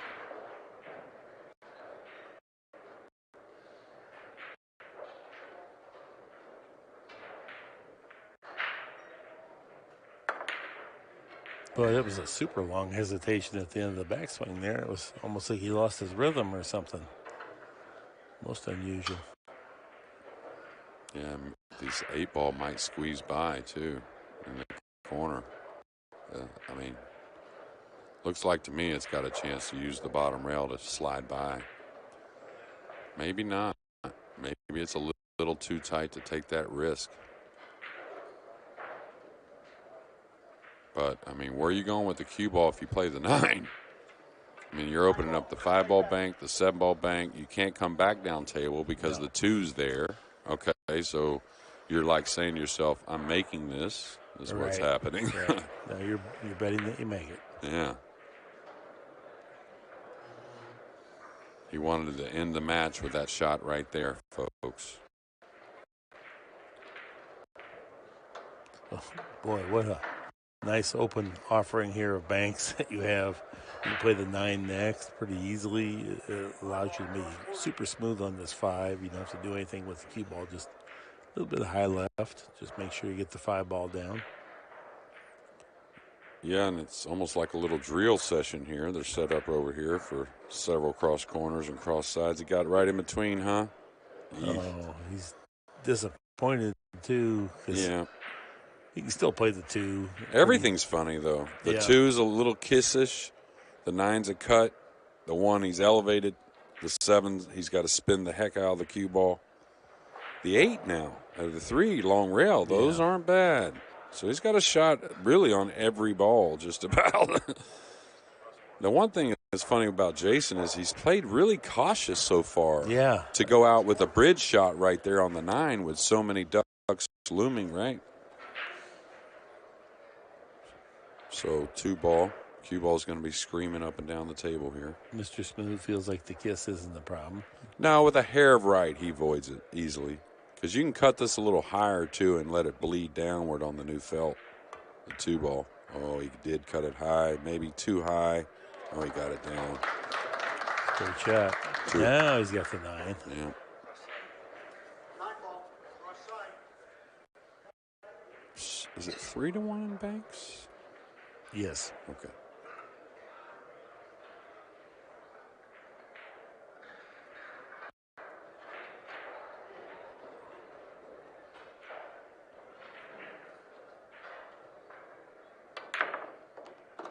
Good shot there.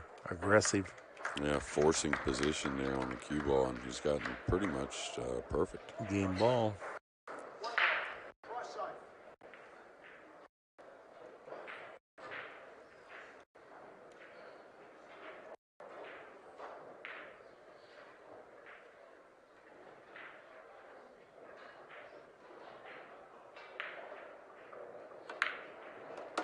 Oh, nice shot. Well done, John Moore. Just that one shot, like he got all the way to the end of his backswing and just held there. Did you notice? Yeah, he's got a pretty defined pause in the back for the most part. Maybe a little quick with the backswing, which is not something he does very often. So maybe we saw a little longer pause because of that. I don't know, but you're always going to find the guys with the extremely slow backswings. They almost have to have a pause in the back. I remember being under pressure one time. It was game ball, and I got nervous. I got back up, and then I got back down, and I did all my preps, and I thought it was good. But I couldn't make myself start the backswing. I was so scared. I was talking to a guy today, actually, about Michael Coltrane a little bit, and I was thinking about you. I was there for that match y'all played in Nashville when you beat him there in the Camel Pro Billiard Series. Never forget that 9-ball match. I don't know if you remember it or not. It was Hill. That was a crazy match. I would have remembered it if I lost it. No, you won it. Yeah, that's what I'm saying. Yeah. That's why I don't remember it. Yeah, it was in '99, I believe it was. Now John does still break him righty. John, very left-eye dominant. Had a little something to do with his issues, right? To where his cue stick and his neck and everything.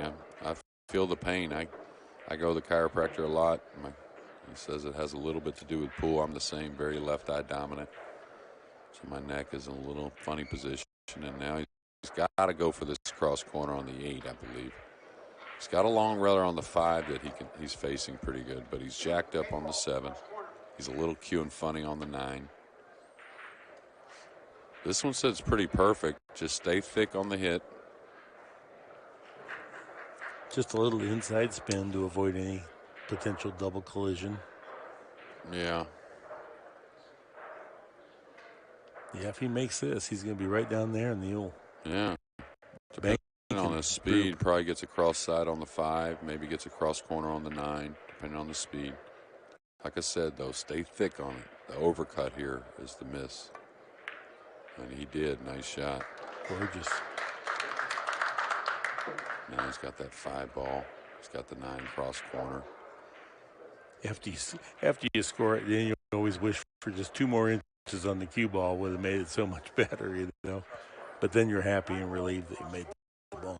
So glad to be at the table, of course. Yeah, and I don't know if I would have been as aggressive as Jason was with the bridge. I certainly wouldn't have because I'm not that great with the bridge, but I do think he does have to stay aggressive. Don't let that 2-0 lead. That's what I commented on earlier. That's not really – I mean, it's a great lead. It's the biggest lead you could have in games, but it's still not a big lead in this game of banks and a race to 3 9-ball banks. He's playing shape, folks. He's not fooling around. He's coming with the cue ball. That's John's style. So they got him a title here in 2012, and now 10 years later, is trying to get him another one.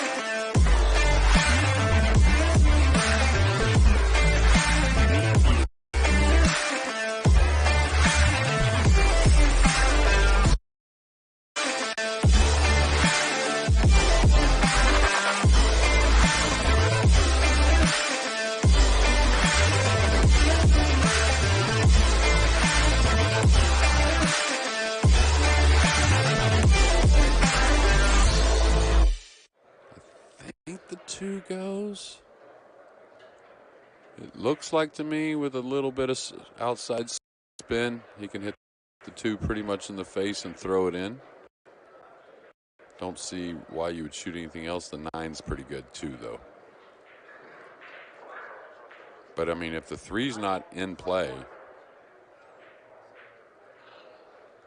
okay, I'd like to see him do something with the rack here, or keep the cue ball down here for position. He's just too good of a banker. Yeah, he's like, how do I go through between those balls? Now he's got a nice cross on the 7. No reason to get crazy now.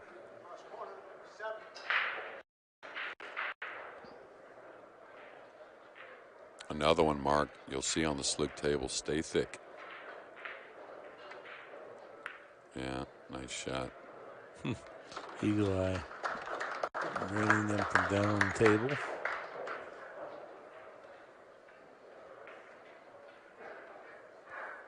Don't think he has the 5 here. No. He's got an awfully thin hit on the 1 to run the cue ball.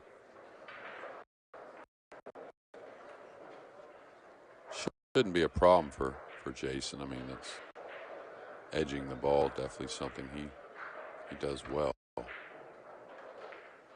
Problem is, if he doesn't get the cue ball to the rail here, John's probably going to have a straight back on the 5 maybe, or something else that he's going to be aggressive. Now, the 1 came off and had a nice kiss there on the 5, and I'm not sure he left him anything. That's a pretty good result from where he was at. I'm sure he's happy with it. And there is a possibility he could manufacture a bank shot here, but it's nothing going to be routine. No, I mean, it looks like technically the 3 will bank between the 1-5, you know, cutting it back and straightening it out. Don't think it's one he wants to shoot at the moment, though. I think it's a lot of cue ball here, running safe. Might pocket the 2 in the corner by the 5 and run the cue ball. Thing is, you want to get the cue ball deep to the right side of the table. That right corner we're looking at right now, just to Jason's left. That way, running the cue ball is very difficult. You don't have the edge of the 4 to run the cue ball off of.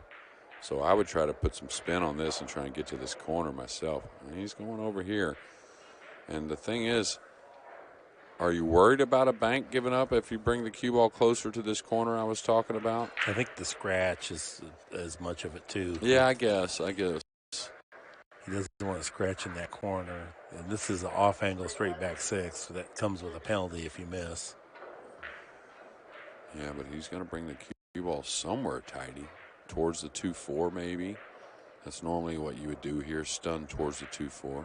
That way, to, to slow the cue ball down.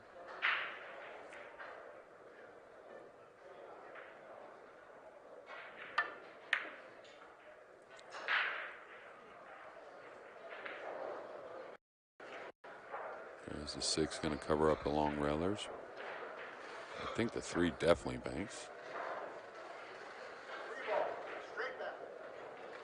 Oh, he's cueing it. He's not following his ball. He's stunning forward, so this will be shot at.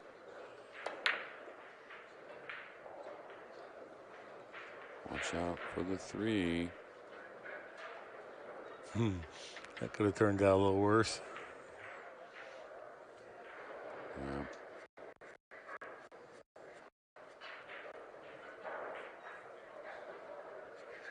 This is going to cross over the 3? Yeah. Okay. Going to trickle it over now. Close range. Yeah, this type of shot, just make sure you're not losing the cue ball.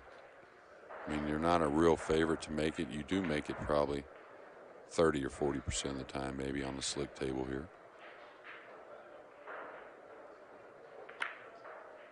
Oh, sweet hit there.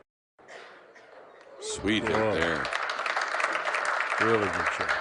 And he'll bring the 6 one rail back. He practiced this shot quite often and warming up for the 1 pocket and for the banks. Unless there's something else I'm not seeing. Is he going to cross the 1 instead? Well, I don't know. But one thing he learned earlier was that this really spreads open off this slippery cloth. Yeah, and that's why I kind of think the 6 is a much more makeable bank, in my opinion. Maybe not quite as safe, but this could catch the 6 with the cue ball, so watch out. Got to cut the heck out of this. Oh, he hit it sweet. Sweet. Oh, boy. And that's what I was telling you about, Mark. Whenever you stroke the ball and the timing is so good. See how well the 1 came off the rail and held the line right there? It didn't spread downward so bad, right? When the strokes were, as real pure, the ball holds the line. Like Billy Thorpe, for instance. Watch him whenever he's slow rolling a bank on these slick tables. Everyone thinks it's going to spread long, and it'll just roll right on its line. What a bank by John there.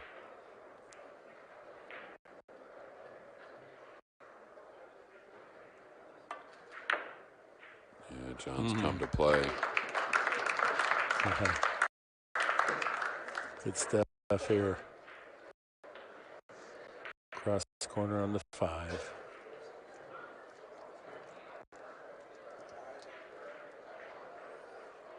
Yeah. Might not be as easy as I was just describing, because maybe there is a double kiss at this. No, high left, he doesn't double kiss it, and he gets to hit it thick enough to bounce by the 4 and then back up table. He should be fine here. Shouldn't have any problems. Now, if the English doesn't take, watch out for the 1 rail scratch in the corner. That's the only thing I may worry about a little bit.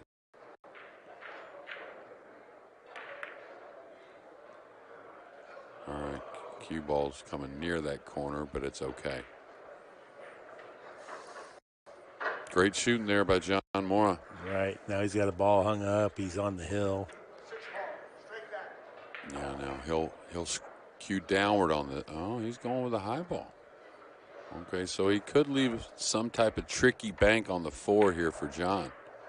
Not sure he will, but he may leave a 1 on the side, or, he did pretty well with the cue ball, it looks like. John will just ticky and leave him here by the 4. He may, if he can see the 6, he'll shoot. Can you see the 6? Otherwise, you just ticky the 4 and leave him there. Make him have to escape with the cue ball a little more.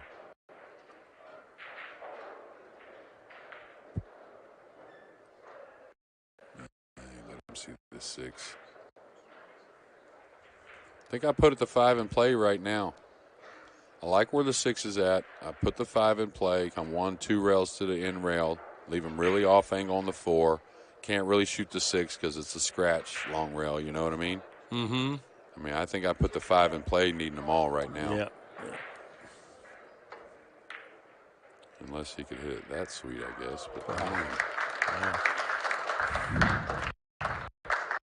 Gorgeous shot. Really nice. Can he cross the 4 over towards the 5 gently? I guess not.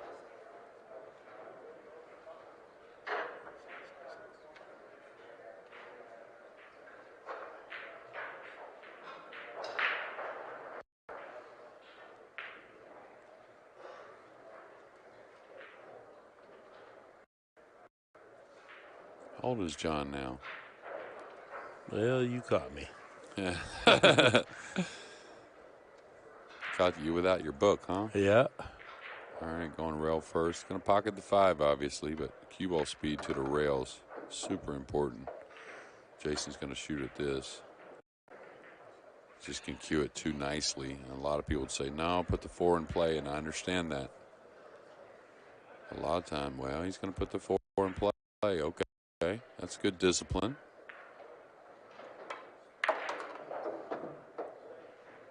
You get the cue ball in the center of the table, and it makes it harder to play defense from. Absolutely. I played Nick Varner.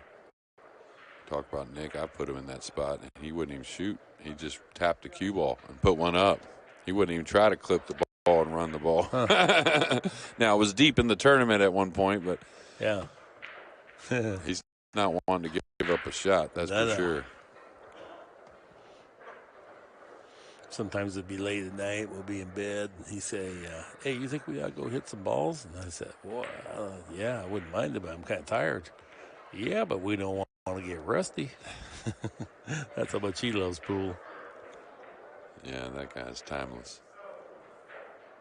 All right, still same pressure situation. Even though you need 1, your opponent needs 2. It's pretty much even money. That's the shot I was talking about earlier, where they group back together, hopefully not leaving too much.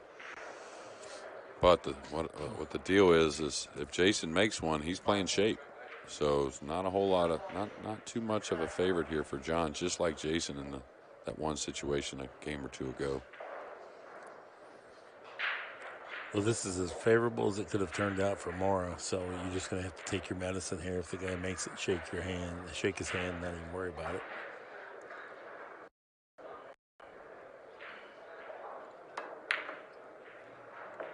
Yeah, what a shot. It's like when he wants to put a little more time and concentrate, like put a little more time in before the shot, he gets even better, doesn't he? Seems like. There it is. Oh, wow. There it is. John Moore, we're going to lose him in the 4th place finish, or it might be tied for 3rd. We'll see how that other match goes. But Jason Shaw still moving along. Well, we'll be back with some more action. This has been Elite Class Pool, brought to you by AccuStats, the worldwide leader in billiards programming. That's our time for this time. So long for just a while.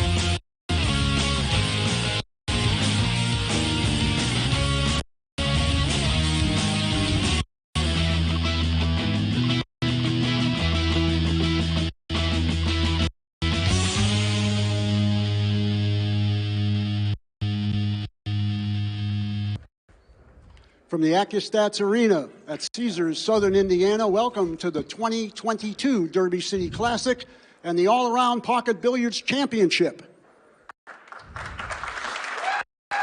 Thank you. Thank you. Pool's most exciting event is sponsored by Diamond Billiard Products, by Simonis Cloth, and by Aramis Belgian Billiard Balls. We'd also like to express our thanks to OBQs, Master Chalk, and Outsville for their contributions, and also, lastly, recognizing our great tournament direction team from Bad Boys Billiards Productions. This is our 12th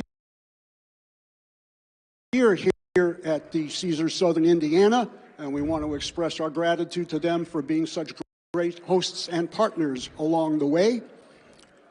You know, our extended Derby City family now goes around the world, as we can see by the players that have assembled here, as well as all of our great spectators.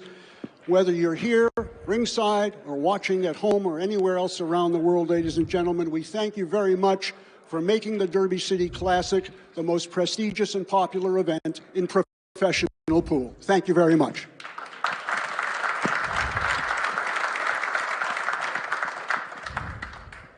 We're in the bank pool semifinals. Here's a very quick recap. 370 players began. There are 3 players left. None of them have a rebuy. The player that got the bye, waiting for the winner of this match, is Fedor Gorst. He will play in the championship against the winner of this match at 9 o'clock tonight. Let's find out who it's going to be. From New Orleans, this gentleman's a U.S. Open one-pocket champion. He's sponsored by Game Tight Clothing and Buffalo Billiards. We know him as T-Rex. Please welcome Tony Chohan.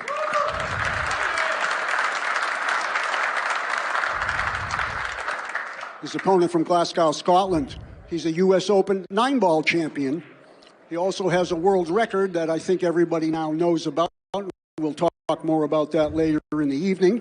Sponsored by Perry Hughes, Kamui, and Rasson Tables. Ladies and gentlemen, it's Eagle Eye, Jason Shaw. Okay, here we go. At this time, it's my honor to send it upstairs to the commentary box. To Double J, Jeremy Jones, and to 8-time Hall of Famer in 5 different disciplines, Nick Varner. Take it away upstairs, gentlemen. Well, thank you, Kenny, and welcome everyone to the 2022 Derby City Classic semifinal of the Bank Division. We've completed one event with the Bigfoot Challenge. They bring the 9-foot in here for the Banks, 1-pocket and 9-ball. And like Kenny said, a special guest, the Kentucky Colonel and Hall of Famer Nick Varner. What do you think, Nick? Oh, I'm looking forward to this. This ought to be a fabulous match. Just don't anybody that's watching this at home go to the bathroom. You'll have to miss a whole match. That's right. That's right. Yeah, this the Banks is like the epitome of the fast and loose a lot of times, especially when they seem to get into this table here. This table is kind of appetizing for offense, don't you think? Yeah, just a little softer where they can afford to gamble a little bit more on those long railers. Yeah, and what I see are comebacks in games more. You know, like when guys get their back against the wall with the score, they tend to see one that they can see some future with, right, and take a little more chance. The break should be no problem. It's just all about the cue ball. Well, if you get a chance to play one of those banks you're behind where you can hit that object ball close to the middle and you can stick and you got some other balls to play, yeah, you got to go. Yeah. It's one of the sickest ways to get beat. You know, when it's Tony Fargo's done it to me twice here where I had him like 2-1 and dead, and he just jacked up off the end rail and I never shot again. With him stopping the ball for shape, and it's one of the most exciting things to watch as well. Now the guys think these are kind of like they're always taking this long railer on the slidey table, right, Nick? Yeah, you don't duck on this one. Well, of course, you just make sure you make it. But yeah, you could tell the way that ball went in. It's pretty generous with that cloth. Yeah, and his stroke. He caught quite a bit of rail there. Oh, yeah. That long rail. And that's a tight angle, you know what I mean? But the one thing that I've always found here at the Derby when I've played my best bank is like most shots are like that medium aggressive speed. Not overly hard, but definitely not babying them. You know, a little bit of speed on there. Yeah, he hit that. I like the speed he hit that bank, and he's got a pretty good bank here. Yeah. And dressing up on the 6, it looks like. Yeah, he could run 5 and out here. Depends on where he falls after the 6. I kind of like stunning this one behind the 5 myself. Yeah, he drew it a little bit. I didn't know if he'd get shaped that way. I thought he might stun behind and either get the 3 cross side, maybe the 8 cross side. Well, he's got a pretty, except he might be jacked up a little. That 1 ball, he's laying pretty good on the 1, but he can't see all the cue ball. That's going to complicate it a little. But one good thing about it, he's not going to leave anything easy here, I don't think, if he don't make the 1. Plus, you'd want a little the right side of the cue ball, if anything, on the 1. He's taking on the 4. On the 4. Yeah, this one should be somewhat light. Yeah, he's in stroke. Wow. And he disregarded the shape. And, you know, the thing is, right, I really kind of said it in the last match, and I still feel this, that no lead is really that great here. And not only just in ball count, but in game count. You know, you can get up 2-0 and think you can start to play a little tighter, and it's not really the case, I don't think. I don't think you can let up on the gas too much. No, you can't, because I lost 1 year here. I was pretty deep at the end, and I thought I pretty well had the match. I was leading 2-0 and 3-0, and the guy made a 3-railer up and down that I didn't even know was possible, because I was really protecting those 3 balls. Now, I didn't even know that ball go. He made that, and after that, I never seen any banks. Yeah.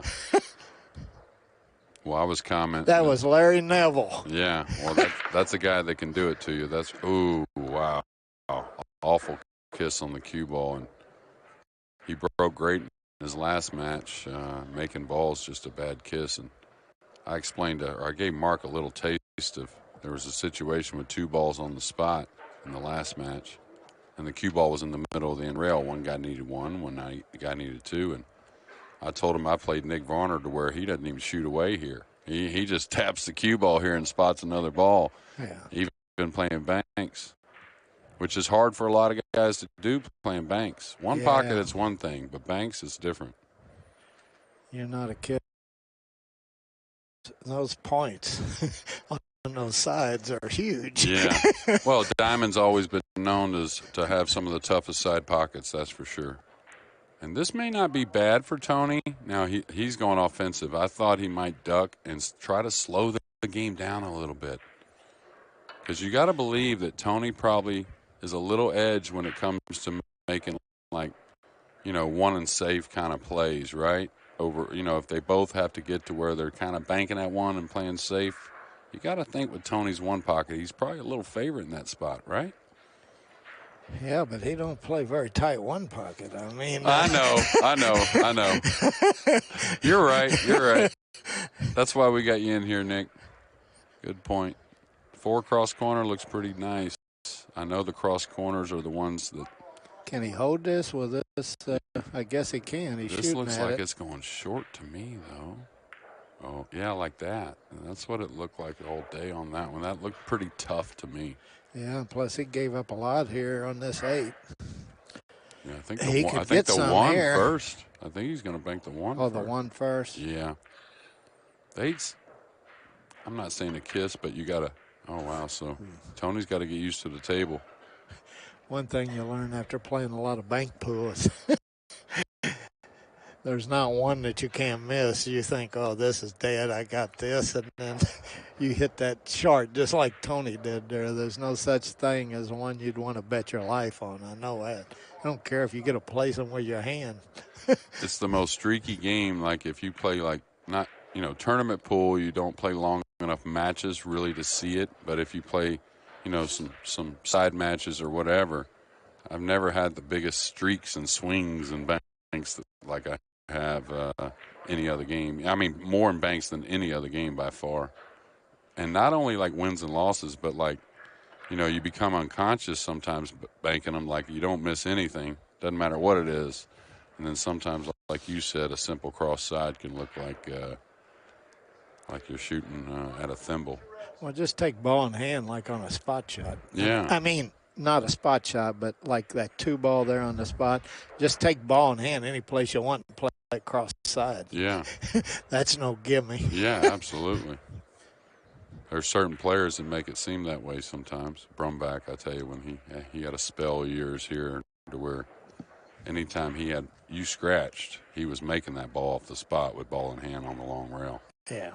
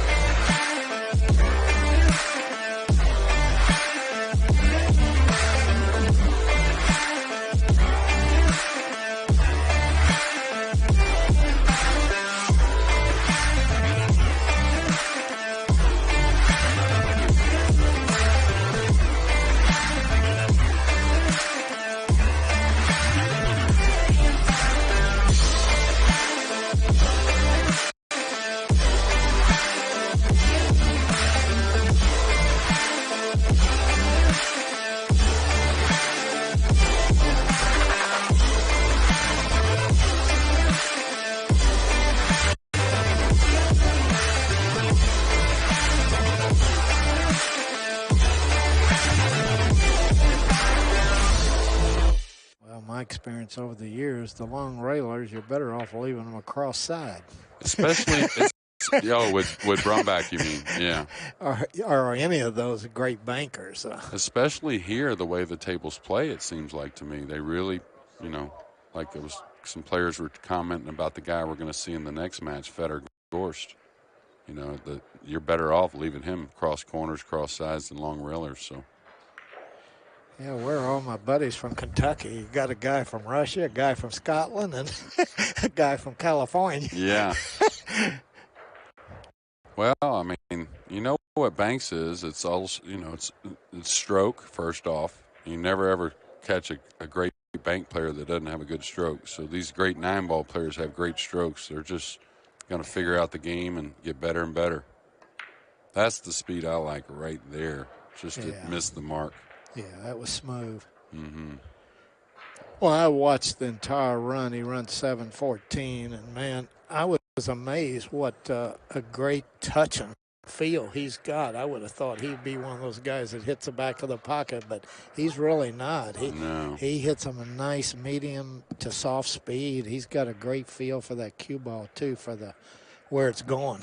Yeah, and he's, the guy he reminds me of, and maybe no coincidence, they're both lefties. But he has all the power in the world, too, but as a Rodney Morris when Rodney really was in the stroke. Jason plays these unorthodox safeties sometimes that are all just skill-based, like talent-based, which Rodney used to do and kind of baffle you a little bit when he'd win those tournaments back in the mid and late 90s, Reminds me of that guy a lot. Little different stroke, of course. It is something. Lefties nice shot. It always amazes me how good lefties look at the table, don't it? They look like they can play as soon as they take their stance. Yeah, it's like they're going to strike the cue ball perfect every time. Mesa, Seago, I've looked at them guys from my chair so many times. Matlock comes to mind, too, a guy that looks real crisp at the table as a lefty. Well, Mizrak, in my mind, I don't think I've ever seen a better stroke. And don't take that personal, any of y'all, but the bridge and the stroke, I don't think I've ever seen a better bridge, closed bridge, and I don't think I've ever seen a better stroke myself.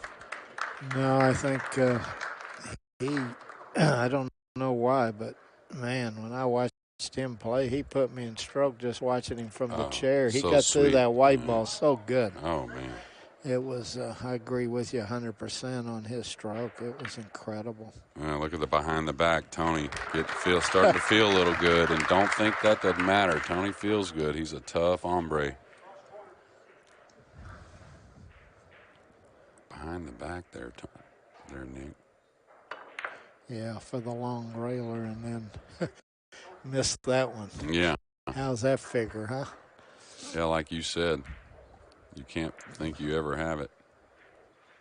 I don't know if the 6 stretches. No, but the 4, 4 is pretty decent as long as you don't overhit it. You overhit it, goes long on this table. It's just not going to bite. I think I'd have to play the 4 here. Which one you like? The 4? I like the 4 better myself. The 2 does cross at a lighter speed. Maybe the 7 does. Oh, if he can get at the 7's definitely the shot. No, I don't think he can get to that one. He passed on this one earlier. I like this one. Yeah. I know this goes. And that's the speed. If you overhit it, it hops a little, and it really goes long on this slick table. Well, it gets away from you both ways, short and long. Yeah. Okay. He's going to kill this maybe. He's got to watch out for the cue ball a little bit. Good thing is, only ball you can really give up is the 6 here, it looks like. That's the only ball you got to worry about, which is a worry. Yeah, it sure is. I wouldn't want Shannon Dalton shooting at this one. Yeah. Talked about him the other day. Man, what a player. If I had him in the middle of that short rail there, I froze on the rail, then I wouldn't be so worried. But out here where he can bridge on this ball, this is laying pretty good. But he don't like it. He likes something else. I guess that 1, he might think that 1. Straight back? Yeah. I think he's trying to cross it. Yeah, he was. And kill the cue ball. I like the 6 here, cross corner. It looks like it's not a kiss with just stun, and it should turn right over. You know what I mean? I totally agree.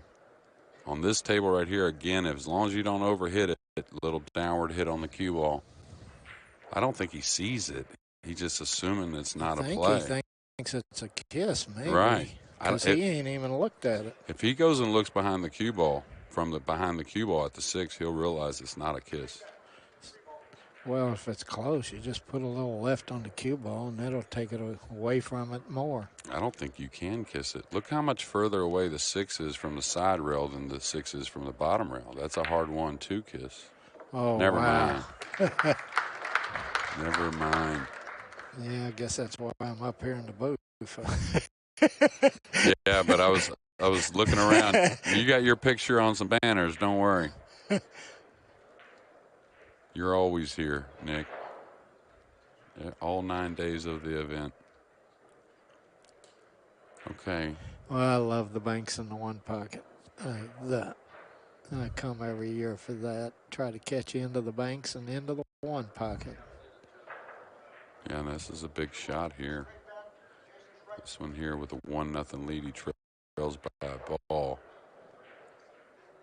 It's the type, even if he hits it good, even on this table, he could bobble it. Oh, he cut it too much. So he's going to give up something probably. Yeah, did okay. Yeah, he might have left something, but Tony's going to have to earn it here. Yeah, nothing. I kind of like playing either the 7 cross side or the, yeah, I sure don't like the 6 from here. No, I would double bank the 2 before I bank the 6. Yeah. I think I like the 7 the best, though, like you said. You might be able to spin this 2 in cross corner. He can. It'll spread straight English, I think. Yeah, just like that. Yeah. And Tony's like one of the best at those shots, by the way. He really sees them well. This, see. I mean, What's either the way. ball count here? He needs 1, Tony. Tony needs 1. Yeah, I think the 6 is the shot. I mean, you got to avoid the 1, of course, but you got to do that with the 7 also. I think the 6 lays a little better. I like the speed he hit that. That's the speed I would have hit it. He didn't make it, but that's the speed I like here because he might be able to make that 7, but boy, that 1's kind of blocking part of that path. Yeah, and this is super touchy. He's got to really give up the cue ball with a lot of spin if he's going to pass the 7, I think. I think he's got to put some inside on it. And looking at the overhead, which we have the advantage of, he can definitely cross it, but he needs a little inside. I think all he can do here is cross it and just roll it so he gets back for another shot. Oh, wow. Yeah. I'm not used to seeing that shot. Well, I guess you just make the 1. Well, this cue ball's gotten funny. Can he make the 1 and bring him down, or is the 6 easy to make with the cue ball right now? He might go rail first and hit a full. Double kiss it, maybe? Lay on top of it? Yeah, I think that's what he's going to. That'll work. Yeah, not bad at all. Because Tony can't afford to try to knock anything in, because if he does, then there's going to be 2 balls on the spot, and he's going to be in the jackpot. A lot of people think they're stealing here because there's 2 balls in the hole, but boy, if you don't want to knock one in if you're ahead. Now, Jason's on the opposite. He wants to knock them in if he can lay it tough enough where he can't make the bank. But I've done this when I was learning to play bank a million times. Look at this. Ooh. Oh, my. The corner hooked him. That's cold. Shouldn't be allowed almost. Wow. What a shot. So we're going to back it up a little bit here, I think. Tony's got to probably take a foul. He could kick at it, I guess. Yeah, I'd just take a foul here because Jason's got it. Then he has to answer. You know what I mean? Yeah, he's behind further, right? So he's either got to kick away or now he's going to give up a shot here. Yeah, I don't understand that one. But yeah, his make speed is a little probably more than he wants, meaning as far as he can't guard the cue ball, but sure does make it at a pretty high rate, right? Decent, 6, 7 out of 10. I might even play the 6 in that. You got to shoot it there, right? Yeah. Yeah, it was just laying too nice not to shoot it. Yeah. He's still going to give up the first shot. Yeah. Good speed on the cue ball. Really good speed on the cue ball. And almost put it to where the straight backs, he's got to hit it so clean if he wants to play it to his left. Yeah. Like he could easily sell out playing it to his left. I mean, you can sell out both ways, but usually they bank him back underneath him here, right? Yeah, most of the bank players play it in the... Where he's standing? Yeah. Got to hit it dead straight if he's going to bank it the other way. Oh, he played 3 rail on the side, 4 in the corner.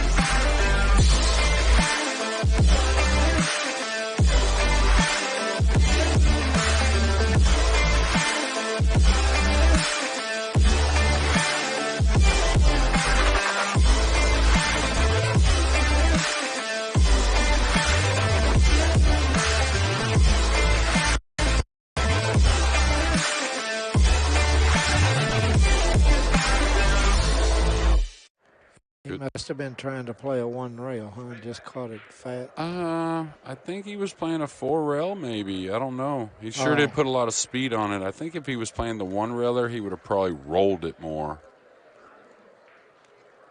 That 3 in the side shot, though, looked pretty good. Kim Davenport made that on me in the final of the Reno Sands. Hill Wow. on the 8 to get shape on the 9. I had him dead to rights, and he played it. What a shot. So Shaw with the corner hook turned the game around. Yeah, wow. That was huge. That was huge there, the corner hook.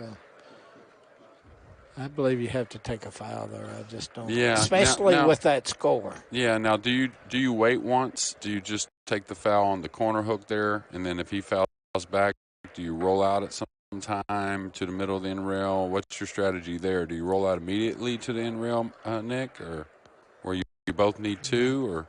No, I'm going to leave him there and drag him down a yeah, little further away. And, yeah, exactly. And then I'll probably roll it to the middle of the He table. might roll it. You never know, right? Yeah. And this it's another reason why you got to stay pretty aggressive. You got to stay smart with it, but it is winter break, you know. So if Tony so Tony gets a game on the board, right? He can get to going. He's got a long railer on the 7. The 2's awfully hard to pass up on. I couldn't pass the 2 up here. I love this shot. I always say just stay heavy on it. It's going to use the bottom rail a little bit. See, cut it a little. You got to force yourself with the clean conditions. Yeah, you got to hit that fat. Yeah. You got no chance when it comes short. Yeah, and the slick conditions, it just doesn't grab that cut-induced English, I think is what they call it. It doesn't grab like your pool room table and turn over. Now, I know me and you both like the 9. I think it's a pretty doable bank. Yeah. Oh, the 3's okay, too. Just to his left? Or the 7's okay, too. He's got a lot of choices here. The one ball to the... Tony's so good at this shot at the 9, though. I mean, as long as he doesn't overhit it, it's going to grab. Now, he shoots them different than I do. When I shoot the 9, I don't put a whole lot of inside, maybe a quarter tip. I just hit down on the ball to make it grab a little bit. Just cut it to get the spin. Exactly, yeah. Just guess how much you got to cut it. Yeah, I don't like to use much English. I bet you got to hit a little firmer. You can't roll it that way so much. But yeah, it's like a medium-ish, right? You don't have to crush it, but you got to get it to twist a little bit. You got to make it turn. Yeah. You know, if you hit it too soft, it won't turn. Yeah. What I've always found is a downward angle on my cue stick makes it grab a little bit more for me, anyways. Almost, I don't know what it is. Anytime you aim below center of the cue ball, you're going to create more magnify grab. whatever's going on, whether you hit the white and get too much English and then miss the ball. Yeah, exactly. Anytime you go below the center, you better hit it better because, well, and a lot of frozen balls where they got to go the maximum, where you got a couple balls frozen, you always go below center to try to get more turn. Right. 2-railer on the 2, maybe slides by the 8. Yeah, I like that. 2 in the corner. It's laying pretty good, too. Yeah, you can be aggressive with it, too. Don't roll it too much. He caught that tip. The table. I think he caught that upper point. Now, one thing, Jason spent a lot of time on the 10-footer, which will get you in stroke first off after 9,000-plus balls playing straight pool last week, but not only that, but what I was going to get at is these tournament, the TV conditions here, right? They're a little different than the outer tables, and you got to say that Jason has definitely spent more time on these types of tables than Tony has, right, as a whole. Yeah. So he's going to understand the slick table a little bit more probably. Tony's good at it, though. First big mistake from Jason.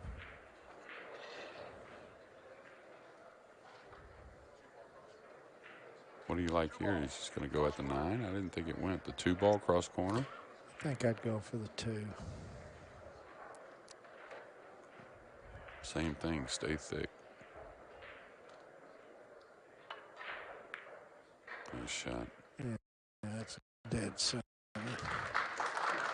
My bad thing now, you get to hit the side of the stack is what I'm thinking. And come back up. We're running hide here. Yeah, right. Now, you try to get the cue ball, you know, on his left side of that in rail, right, to make it tough to run the ball again. So a little bit of right here. Don't threaten the scratch or nothing, but coming off the 4, a little bit of high right. He's crossing the 8. Watch out for the cue ball, 2 rails. Oh, wow, what a hit. Oh, man. Look at the cue ball speed, tight. too. Did you see how close it came to that one ball? Wow. And he shot it with straight low center and drew the ball and created that line on the cue ball, which was really nice. What a great hit that was. Super sweet. Got to take your medicine here, though. Well, maybe not. 3 rails on the 7. 3 rails on the 7. It's got to be the 7, right? Yeah, I think it's going to come short. Yeah, I like this better. Yeah. One trick shot's enough at a time. He made 2. Yeah, really. He made a great long railer. So, and I would certainly be looking to slow Jason down a little bit. I'm not saying you can do a whole lot in a race to 3, but you can definitely get control of the tempo a little bit of the match. He's thinking this goes. Oh, wow. Can't slow him down, huh? 9 balls, pretty nice. No. 3 balls, pretty nice. Now, are you holding position for the 5 here, Nick? Coming out for the 5? Off the 9, I was thinking. Off the 9. Yeah. Well, I like the 7 better myself. Oh, I thought it wasn't bankable at first. Maybe it isn't, but That's definitely the shot if it's bankable. I guess he's not shooting it, but I like the 9 better than this one. Yeah, I thought so too. But this is safer. Yeah, I don't know at that speed, but he figures to at least hit the pocket, I guess, right? This one's. I guess it's only safe if it goes in. Yeah, right, or bobbles the pocket. And now he can cross this. That goes cross side pretty nicely. The 7. Cue ball drags 2 rails up the table. This is a hard one to pinch. Stick this one. Oh no, he's going 4 rails, isn't he? Well, that's a little bit more defensive oriented there. Yeah, you got paying the ball he owes. Well, the ball counts. 2 apiece. Well, can't be 2 apiece. There's 6 on the table. 2-1, excuse me. They're big. He's not racing up there to play this 3. He's not even going to. Oh, he's ducking